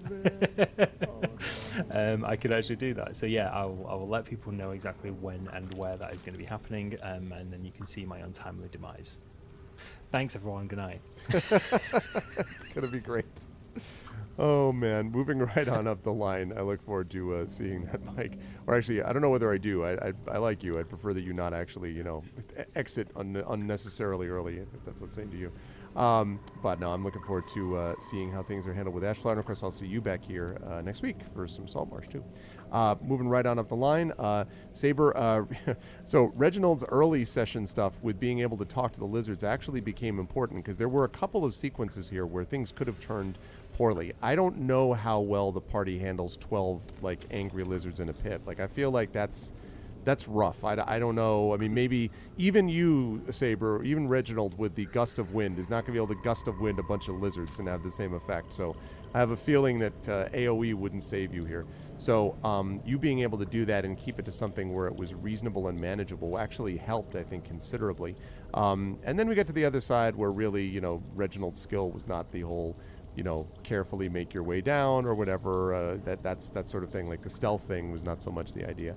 But sort of being able to see what was, because you were the first one, I think, to actually peer through the water and look down. Even before Ashflower did, I think. And so you were able to look down at that sort of cavern and get that first sight. So you sort of setting up, this is what you think you're looking at, I think sort of set the tone for how the party was going to encounter what happened next. And then Regina set the tone by knocking down half the roof. But, that's how these things go. How did you feel about today, Saber World of Fun, folks? See you next. It was a lot of fun, as always. So yeah, the lizard moment was in my mind, it was a Hail Mary. It was like, this is either going to work as I hope it does, or we're going to be in a very nasty looking fight. Also, there was the moment when Pyron / Regina realized that, no, we're not talking about small big lizards, we're talking about very, very big lizards. So dramatically changed the whole approach to that as well. Yep. It's like, bigger lizards. I was still trying to nudge people back to the room with the spirits in it, but oh well. Right, you were like, look, the dead wouldn't have caused this problem. It'd be a lot quieter and Yeah. The little moment with Ashflower, where we're moving a corpse down the corridor, and then I'm like, hey, yeah, so I don't think we're done yet. Because I know last session we were talking about, hey, maybe we're done. Maybe we've smashed the statue and that was the problem and we can go back. And then I'm like, haven't seen the diamonds. Excuse me. Yep. And then next thing you know, we're running for our lives through a collapsing cave. Because sometimes you go bowling for a stalactite and you end up causing a cave-in. Which I guess is the spelunking equivalent of a strike. I don't know. I guess. I don't know. But anyway, yeah. You can see me again tomorrow. I'll be streaming here on GOG. I don't know what yet, I'm afraid, schedule peeps. I haven't picked a game. I'm a bit, I don't know. So I've started like a dozen games in the last 4 weeks, and I don't know where I am with anything anymore. And then I added a new console on top of all of that. So it's all very confusing, but lots of variety. And I'll be back on my channel next Thursday, and I'll be back with some more tabletop RPG right here next Tuesday, I believe, isn't it? For Ghost of Saltmarsh? That is correct. Yeah. So I'll be back again with more Thoil Gagonians, and yeah, out of the collapsing cave and into the poisoned fire. I was gonna say, like, there's no like, well, the other one is going really relaxing. No, this is No. poison fire. It's Yeah. it's not Yeah, great. Back It's not great. Back to the murder mansion. It's going to be good times. I'm excited for Saltmarsh. And remember, chat, we're going to get not one but two, by popular demand, sessions of Ghosts of Saltmarsh coming up next Tuesday and the Tuesday after. Although this will sadly not feature our beloved Tasty Chai, but it will feature Inanda, who will be with us next week and the week after. And then the month after that, Talisman returns, and we will have Chai right back here as you all try to figure out how to defeat a Kobold Lord and whatever the friend is. So we will have them all back soon. But good stuff, Saber. Moving right on up, and thank you as always for Moobot and Dashboard as well. Moving right up on the line, last but certainly not least, Pyron. Well, I mean, listen, this was a very Regina specific. In some ways, Regina really got a chance to shine in this session. Regina did some of what Regina does best, which is coming up with something that she can throw things at. And I remember very distinctly when Pyron was making this character and was talking about she wanted a focus in throwing rocks, and we're like, sounds like a plan. And now she got her focus, and so she got an extraordinary success in bringing down half the roof of this cavern through the incredible work that was done.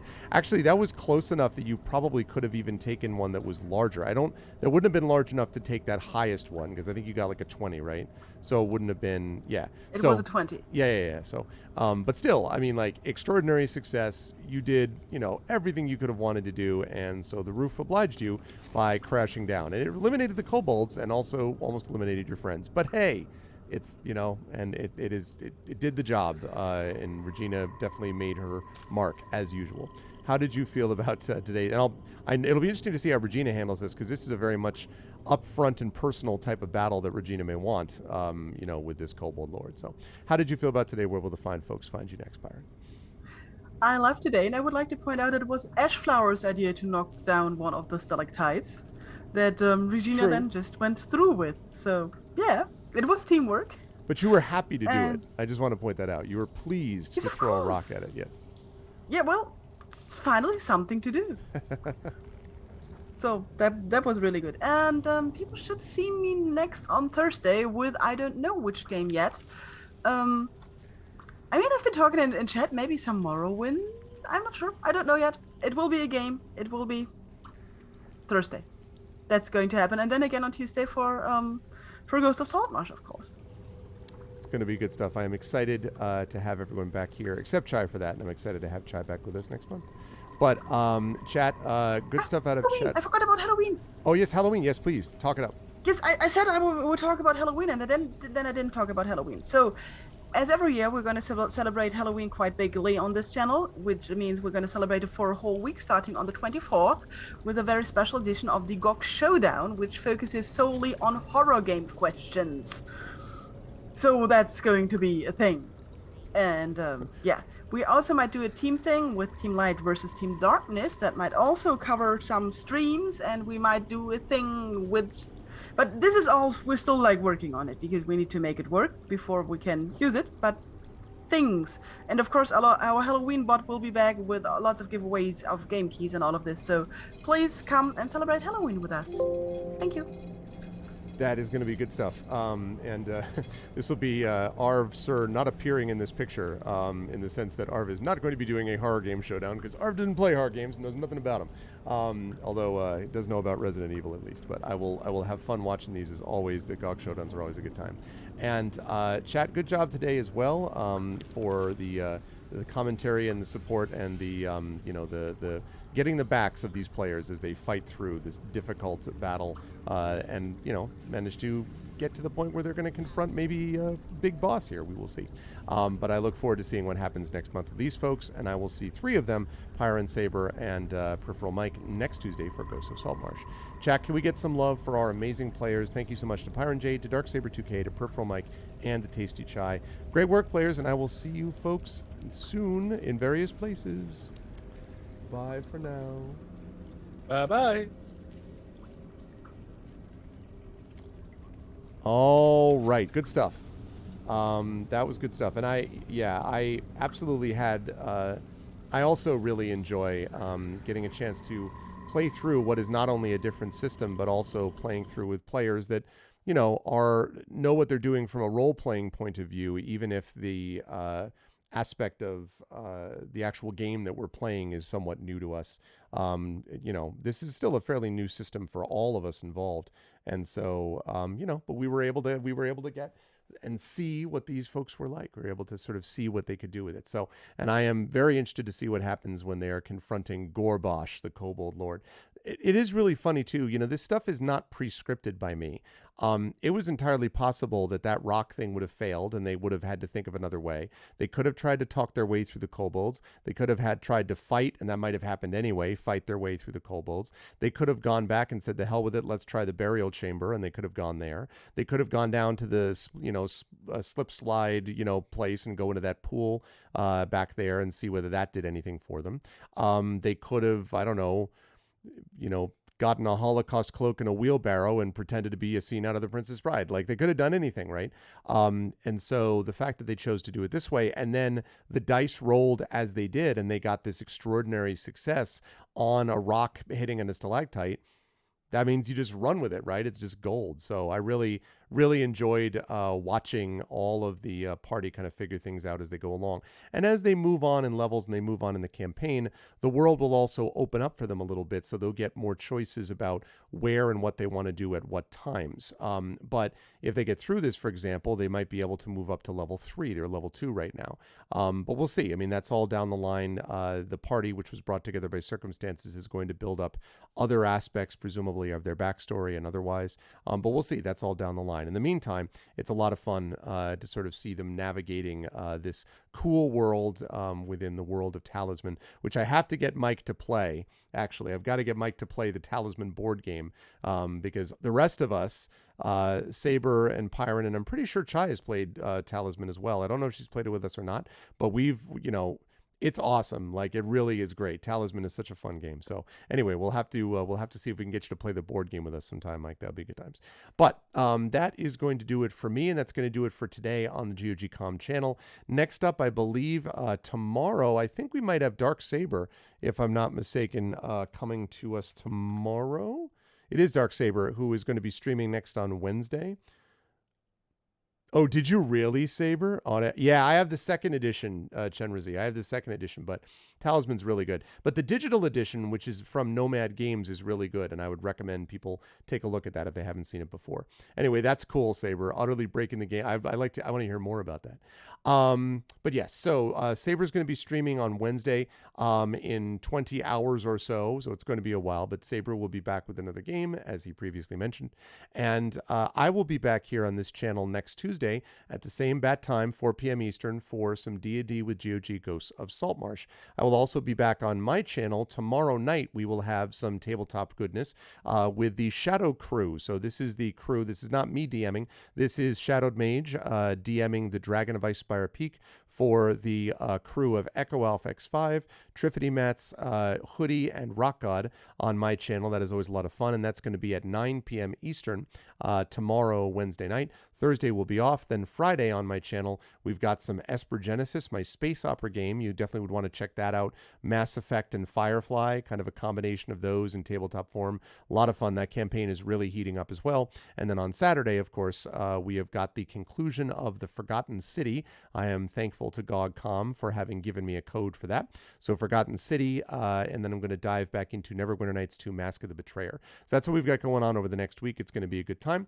And I hope you folks will all be able to stop by and check that out.